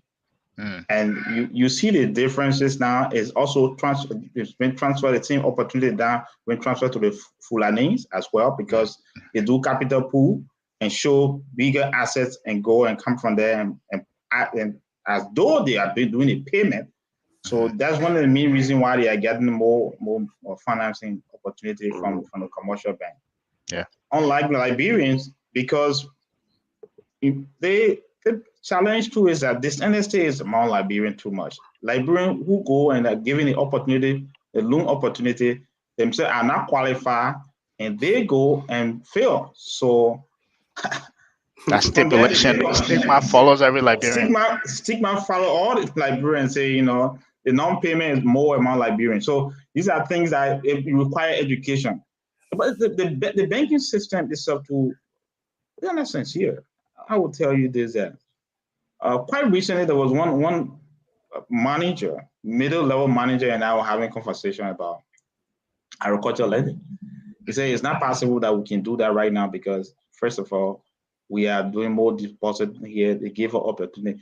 Unless the Lebanese and the Indian guys are willing to go into that because they got more assets here. Wow, that is blatant race. That is blatant racism. The question there was about they cannot own land. We have this issue of land. So, but someone can, they fronting people most like you're front for them, and they have opportunity to own farm and they own real estate, and this is what is going on. So you said realistically we need to do more study on the Liberian economy. How can you jumpstart the economy? And how to get Liberians involved. Yeah. And that will require what I call commitment by Liberians in the diaspora, fighting to get into the system. But once they get into the system too, they're being chastised and challenged by the Lebanese and the Indians. Just recently, we were discussing, this is one danger that we haven't really discovered. We are not discovering it as Liberian. Larry, have you read about the Lebanese economy, how the GDP crumbled? Yeah. I've been following them. Yeah. So and then when they had that explosion, it even exacerbated the stuff that forced the entire government to chemical resign. explosion. Yeah. Obviously. So now, if the Liberian economy is in the hands of the Lebanese, what would be the effect? Imagine in their own country they couldn't stabilize the economy because it was now imagine what they do to Liberia. Very good. You see what I'm talking. So when I listen to news and I read the article, I said, look, Economist magazine, I went through, I said, but this is dangerous for Liberia. It is. These are guys who have our purse and they cannot handle their own country, they crumble it. What's what? Liberia. So these are some of the things we need to be looking at, having conversation and having forum to see what are some of the solutions we can find to our problem. So many issues. And the crazy thing is, a lot of the Lebanese-owned businesses that are in Liberia, some of those businesses, because of their ties to things like Hezbollah and some of the terrorist organizations, if you go to the Treasury Department's website, some of these businesses are on the sanctions list, which is scary. So the U.S. government will also be keeping an eye on these guys. And this is why financial flows in and out of Liberia is so important, because these guys have ties to, I think the name is Mohammed Aziz or something like that, who is like the finance guy for some of these terrorist organizations. Yes. But Dehpue nailed it. And I think this is something, Gabriel, you probably said in another show. The way to rebuild the economy starts with the people who have the money, and that's the Liberians in the diaspora. Yes. They tend to remit a lot of money into Liberia year over year. I mean, since 2018, it's been falling. But in 2014, I believe it was around a little over $500 million. So it's possible. So if you can appeal, if you can find a way to bridge the gap and appeal to the Liberians in the diaspora to start investing back home. But they're not going to do it if the rule of law doesn't exist. Exactly. You can't be sitting over here, you go do some investment over there, somebody pulls some shenanigan, bribe a judge, and you stand no chance. So they're not going to do it. So the rule of law, again, it goes back to the rule of law. If you don't have the rule of law, you're not going to have a whole lot of investment. This is why when you look at the World Bank ease of doing business, Liberia has fallen again. Oh, very bad. Dismal performance. When you look at doing business, we've gone to 173. Yep. I thought it was down to 174. It was at 171 a few years ago. It might be around 174 or 175. Yeah. So we really going down. I think it's something that the business climate. You have to look at it very clearly. You are right. I agree with you. Business climate is not really conducive. Why it's true that one of the major indicators under the doing business reports, the electricity assets, energy assets, we already have it before, and now it's worse than before. So I believe our ranking will decline further or deteriorate. And then another challenge that there is that access to financing. We still have same problem. So I don't think our ranking will improve right now. People who working on that need to see how best to. It hasn't happened in the past 4 years. It's not going to happen anytime soon. Their business ranking is going to fall because we haven't created a mechanism to create access to capital, to create the jobs to keep this administration in power. They haven't created the jobs. Right. It's not going to happen. Foreign direct investments to Liberia has fallen. So it's not going to happen. It's not going to happen within it, especially in 2022, where we have a war over in Ukraine that's going to impact the global economy. It's going to lead to inflation. So I don't see it happening right now. And I agree with Dehpue that is something, and that's something I am very passionate about, especially the access to capital in our banking sector. How it's not just that previous administration or this administration. We've been like this forever, since the 60s, or Liberia has been sidelined in the economy, and we've never had a strong financial market. So when I'm studying these things, those are things that I see. And for me, somebody who works in the banking sector, that's one thing you see. Say, hey, you can't go anywhere if you're having this thing, right? Every time they put out the report, you see the non-performing loans, right? They outweigh the ones that are even performing by a huge gap, right? If that's something you're worrying about, that is, I know we're going to do another show on this. It starts, I always tell people, it starts with the central bank, right? If you are allowing commercial banks to have this predatory or racist practice where they're only lending to a certain group of people, you kind of perpetuate this whole thing of where only a few group of people will control the economy. The regulation needs to come from the central bank, and make sure that you regulate these people regularly. Even if that means they have to report to you quarterly to see what group of people they're lending to, what sector they're lending to, how much they're lending in those sectors, right? What part of the country they're in. If they're taking deposit in those countries, let's say you're in Banga, you have branches in Banga, don't just be taking deposit from Banga. You should be making loans and loans to people in the Banga, people in Banga, so they can be making money there. You don't just want to be taking money from Banga and giving it to people in Monrovia to just be. So it starts with the regulation, right? So it starts with the regulation at the central bank and making sure that you monitor every one of those things, right? And Gabriel, you're right. It's the regulation, because here's the craziness. When you look at the annual statements, annual reports for some of these banks, the nonsense they're doing in Liberia, they don't do it in other countries where they have an office. They don't have the level of non-performing loans. Yeah, go ahead, Dehpue. All right, let's look at it on the other side too. Liberia is there credit registry that the commercial bank will be looking at to say, okay, this guy has bad credit, his credit rigs, so you don't really blame the commercial bank. If the guy come out and prepare a document and say, look, I have this, and I have this asset, and present it, you think they have notary public thinking that's an all legal document. Bank wants to make business, so they're looking for customer to end up going for that. what is also is important, we need to also look at what will be our credit rating. The people take money from one commercial bank to another and go without payment. And in fact, some of the Liberians that you're hearing then that they are rich people, they owe huge sum of money from the commercial banks and I've they heard cannot that. pay. Right. And the bank managers will tell you, these guys, we don't know what to do with them because the court system gave them a lot of leverage.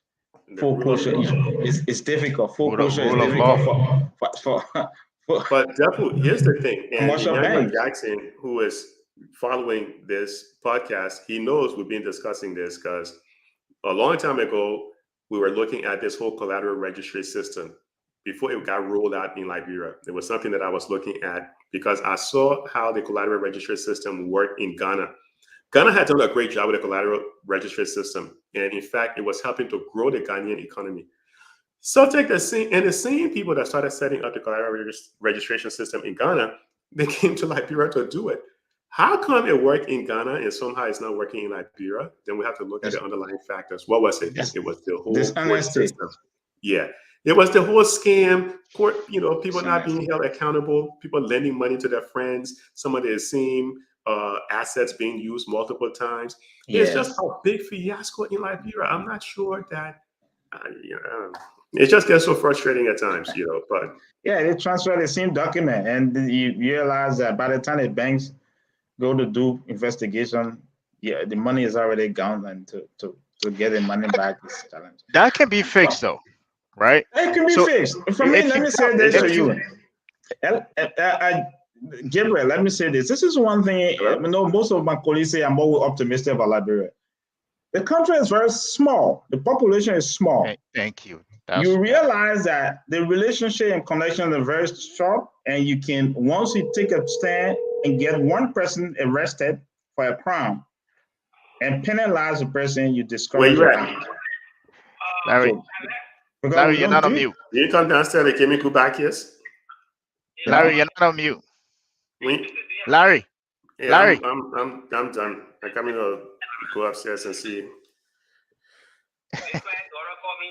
Let me see if I can mute him. You mute him. She need to stop there. Yeah, hold on. All right. There you go. Perfect. There we go. Sorry. Go ahead. So what I'm saying is that for us to think that Liberia problem is not going to be solved, it's just a matter of deliberate action by a leader to say I'm taking action. Yeah. And once you penalize one person, the rest of the people fall in line. Yeah. The foreigner you're seeing there taking over. We've had. I was managing a project when I went my first project in Liberia. Procurement process. All the Lebanese and Indians, they are used to this 10%. And whenever you go to solicit quotations, they give 3 different quotations to the procurement officer. And they tested that, and I didn't know my driver went and negotiated for the 10%. But in the end, the Lebanese guy wanted to make sure to know the boss and speak with him. And after the procurement process, he asked me whether I was able to receive my money. I said, which money? He said the 10%. I said, 10% of what? He said the transaction. So I drove to his office and I said, where's your office located? And I went to the file. I said, what's your stationary name? And I drove to him on Center Street. And I went there. Said, can I understand what you're talking about? He explained to me and said, oh, but what's man? He was afraid. I said, no, feel free and just let me know what's happening. He explained that to me and I said, okay. If this is the case, this is my first time hearing it, I just want to understand. And he went and decided to play his CCTV camera that there. He took the video and put it and said, come. And I went, he showed me the transaction, the amount of money he gave, and he rewound the video. I went through it. It was very much, shocking to me. I don't know about this. So let me get to the office. And when I got to the office, I asked the staff, has anyone gone? And they said, why you guys call 10%? I'm like, look here, man. That's okay, but then someone gonna lose his job because of this. And that money reappear back. It reappear. no, they went back to the guy and started calling the guy. Oh, you threatened my job. You done this, and I said, but I didn't know. He drove here. And I went after that. I took action. Yeah. That's the kind of thing. So from there, any procurement process, everyone's afraid to discuss it with me because they know that I'm not going to go for 10%. See, so it's obvious something that the leader have to take action. I know President Salim, that's realistically, that's why she set up institution. The weakness was the implementation of those institutions. How do they enforce the law? Corruption, so like LACC, who to be prosecuted. You go to PPCC, a very good system set up. At a certain point, say, oh, let's just forget about that one. You just need to say no. And you have we have credible people who are running the institution like Double Jar. These guys will take a stand, but in the end, it will still go back to the president and make the decision. That's why it's good for the nation need to have someone who is there to make the change for us. Thank you. Yeah. No. Let me wrap up the rest of the comment here so we can maybe wrap up here. Joe Menu, is that how you say it? Right. He said, credit rating agency Dehpue is an entrepreneurial opportunity that can be set up by Liberian entrepreneurs. Actually, he might be making a good point here. That's an institutional void that can be filled by the private sector. Actually, he's right. Yeah, he's right. He's right. That obviously we need to have that, but it's still something that government has to provide the opportunity for it. That look, we need this, and someone see it as a business and go into it. Right. Yeah. And we have Patrick Kimball here. Patrick Kekola.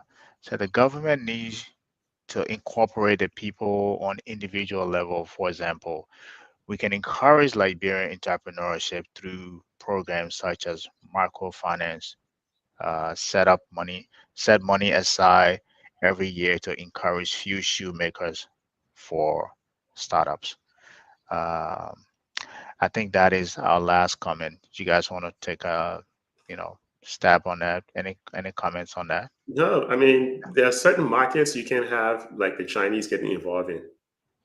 You can have Chinese making rubber slippers and things like that. Certain markets you have to set aside. Otherwise, we're giving away the entire country now to the foreigners. Yeah, certain things you can't let everybody.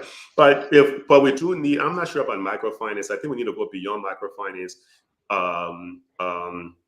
LBDI was really set up to provide opportunities to give Liberians a chance to invest in their own country, to get money, and to also invest. But we need to develop the ability to raise capital and do things. Right now, because of the African Growth and Opportunity Act, we do have the opportunity to set up factories in Liberia, but we can't do that if we don't have a good electricity grid. It's not going to happen. We don't have good roads. Right now, the way I see it, I think Liberia needs to be built from the outside in.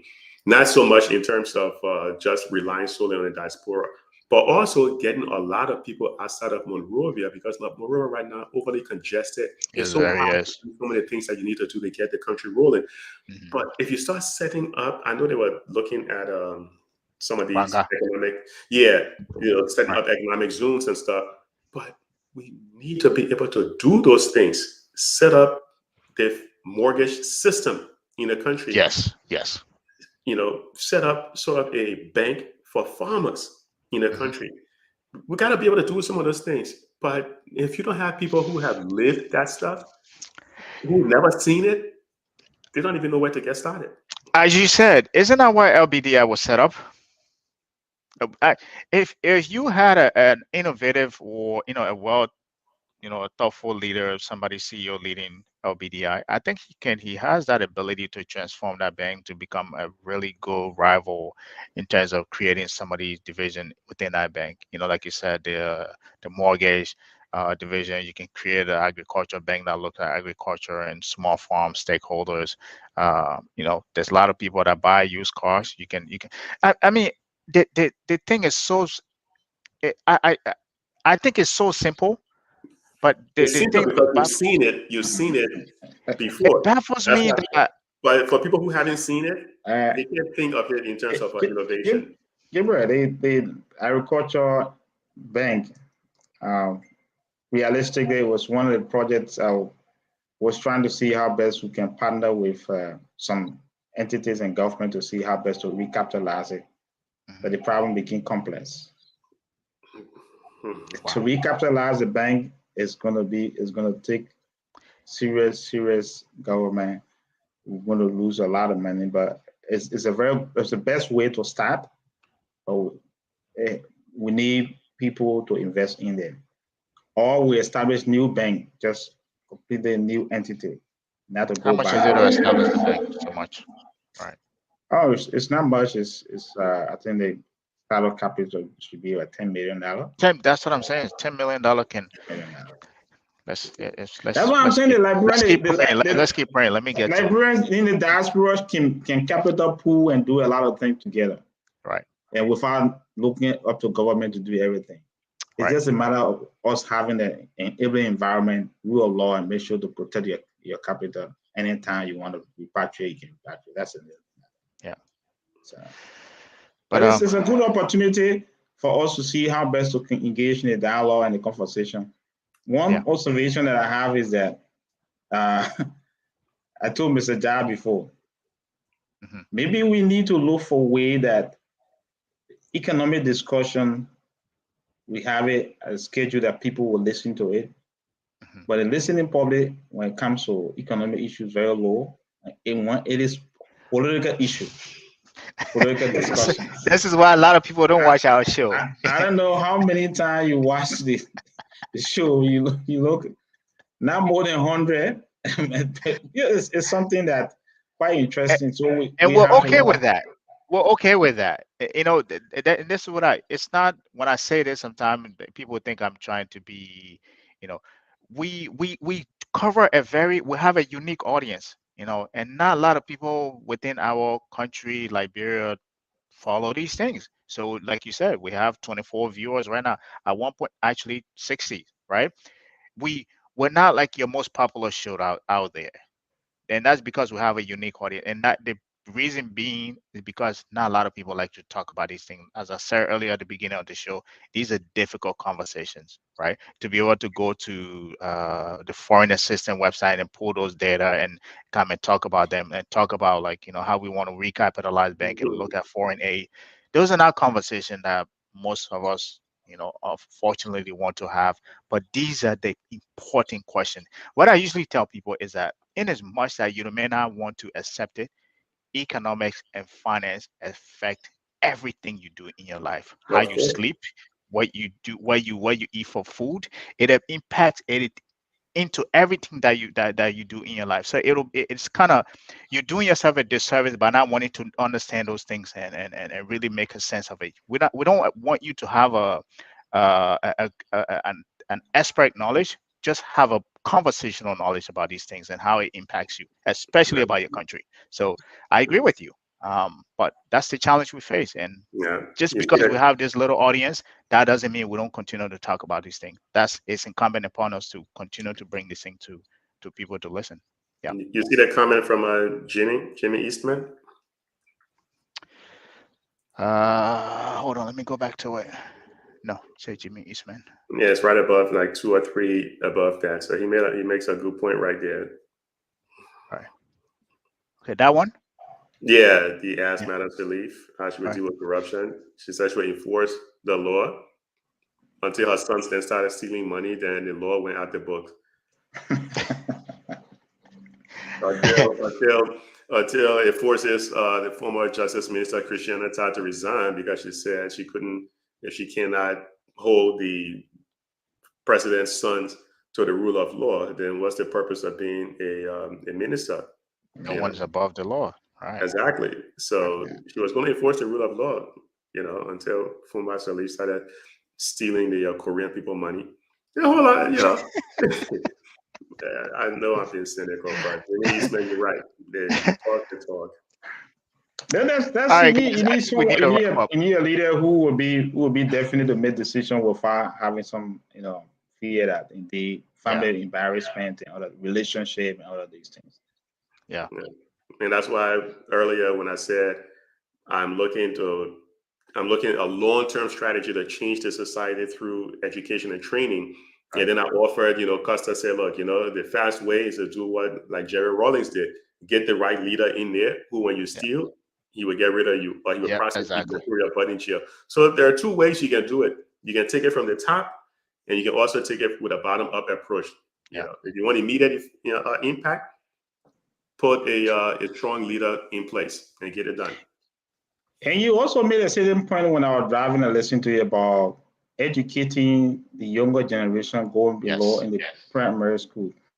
That's what Thailand did. Thailand reached a situation where, which a point the economy crumbled, prostitution was very high, corruption was very high. So they had to use this economic, philosophy and had to start from, primary school, making sure you say family value, society value that was taught from primary school until you change the generation. And it goes a long way. Yeah, it went a very long way. Yeah, we're running out of time, but I see Dehpue. I see the country devil here. Somehow they let him out of the Gabriel bush to come post a comment. Hey, my man, don't be talking about grown people like that. Who are you talking about? Did he put a comment? LIB Betu. LIB Betu. Okay, LIB Betu. He said, "How do we discourage the behavior to disincentivize the bureaucratic corrupt culture, right? Why persecuting is key. Re-engineering how the government function and how it provides services with a robust audit mechanism will discourage the behavior. Pairing these approaches with an intelligent unit that focuses on assets recovery as well as prosecution will be critical, wouldn't it? I think I agree with you. We cannot let people who have gotten away with ill-gotten government assets to not be persecuted. That's it's a mouthful, it's a handful, but a lot said in there. Go ahead, Dehpue. Okay, start. But this issue I will just give an example with Nigeria. This person is asking a very good question in the bureaucratic system. Nigeria, the EFFL is doing a very good job in Nigeria. Public officials, just in 2019 February, we were in Nigeria to monitor the election.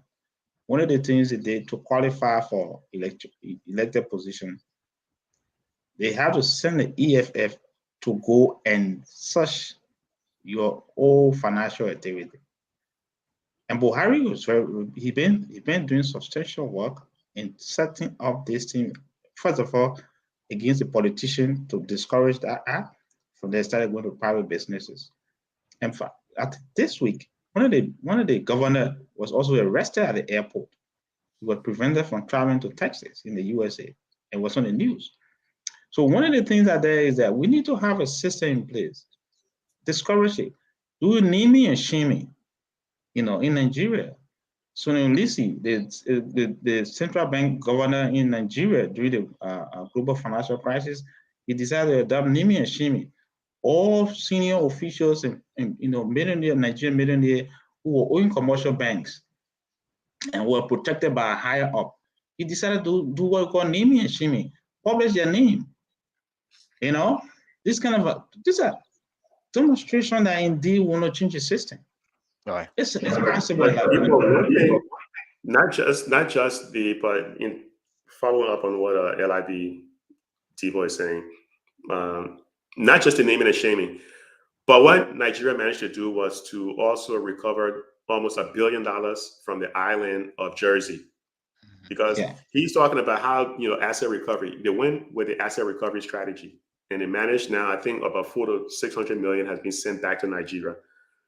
You have to go through the asset recovery. And I can tell you, asset recovery is going to play a huge role when a new administration comes in. This government had an opportunity to do asset recovery, but somehow the will wasn't there. And this is why, if you listen to Arthur Johnson, he complained about it because there seemed to be a lack of will. But that whole thing fell apart. So yeah, you have, because it would discourage people from doing it. If you don't have the asset Yeah. recovery portion, people would continue to get away with it. The asset recovery is, I can tell you this for a fact. Well, it depends on who's going to win. But I know the asset recovery is going to take place because conversations have been going on with some of the people who did asset recovery in Iraq. Mhm. They're looking to do asset recovery in Liberia. So Yes. that's going to take place. Yeah. Well, here's the thing too, though. If how are you going to try to do asset recovery if you're going to do the same thing that the people if you're going to steal? So if you try to do asset recovery, if somebody come after you, they'll do asset recovery on you. So why not just leave it out But and just do the that's same? just it. That's the incentive for you not to do it because now they're going to go after you when Right. you do it.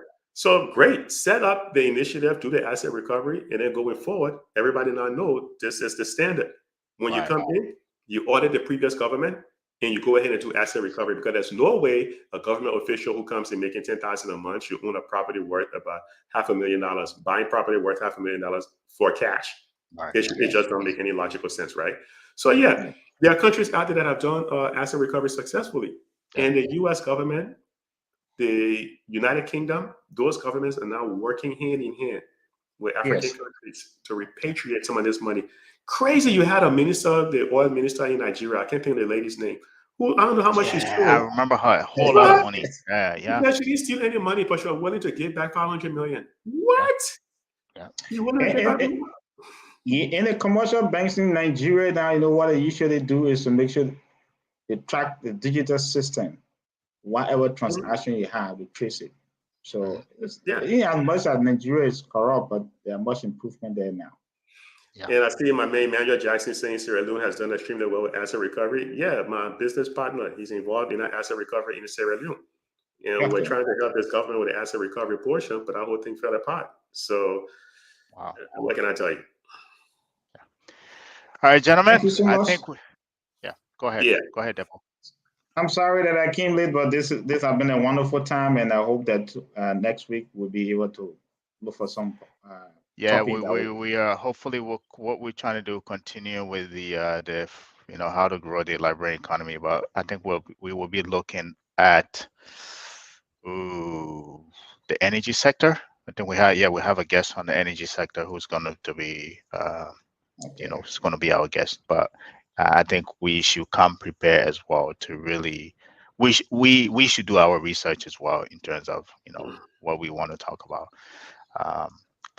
But I absolutely think we should continue this conversation in terms of especially looking at the Liberian financial sector, how to improve that, because I believe that is paramount to any growth that we want to see in our country. We can talk about all these other sectors, but if that is not there, every economy needs a well-oiled machine, financial machine to continue to keep carrying to it along. lubricate it. So yeah, exactly, to lubricate it, to keep it going. So And I think we should definitely continue this conversation and pretty much look for ways to, like you said, maybe do a think tank. I think there are some things that we're working on in the background. So hopefully as they go along, we'll bring them to light. But I definitely need to come to light.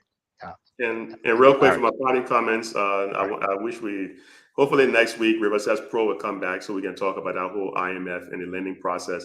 And Monday guy had me smiling because he said big people in Liberia don't go to jail and Liberia people don't feel shame. I know you're referring to Dehpue saying the guy there. Some of the people that just don't have no shame at all. So yeah, let's I thank everybody who's been here listening in. I always like to learn from my co-host, guests, and the people posting questions out there. It's always an opportunity to learn. So thanks for your time, Gabriel. Thanks for being here. Dehpue, always appreciate and follow you on social media, bro. Yeah, Dehpue. Yes, thank you so much for the time. For me, I think you guys have brought real vigor into this show. when we started needed, we were discussing issue on real estate and other things. But I see now in terms of economic analysis, you, Larry, have done extremely well. I want to appreciate you for that. I would like for us to invite people from the policy line in Liberia to come on board, especially so for the central bank. I made attempts, but this whole bureaucratic bottleneck has actually prevented.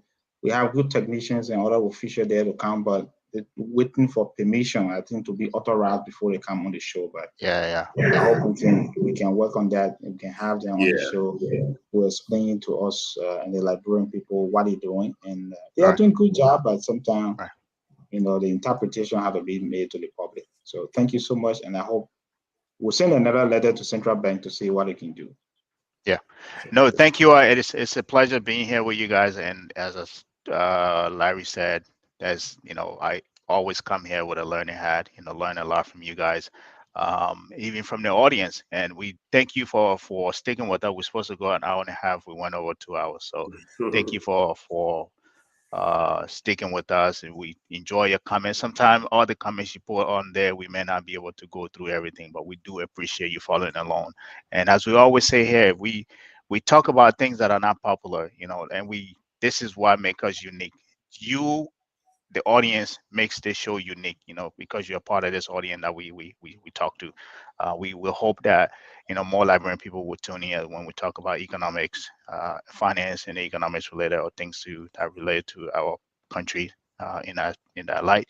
But that's never always the case. But we do appreciate your commitment, and we will be here next Saturday, same time at 3:00. And as always, we never leave this show without the song. Playing our favorite song, that regardless of what part of the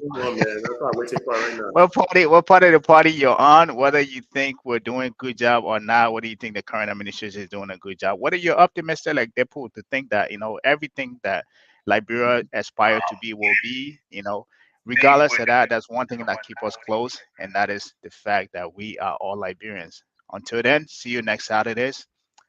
Adios. All right, take care. We are Liberian. Liberia is our home. Liberian people.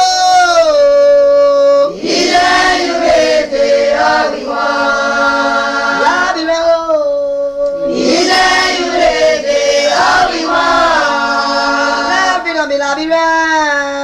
Oh, Liberia, oh, yeah. Our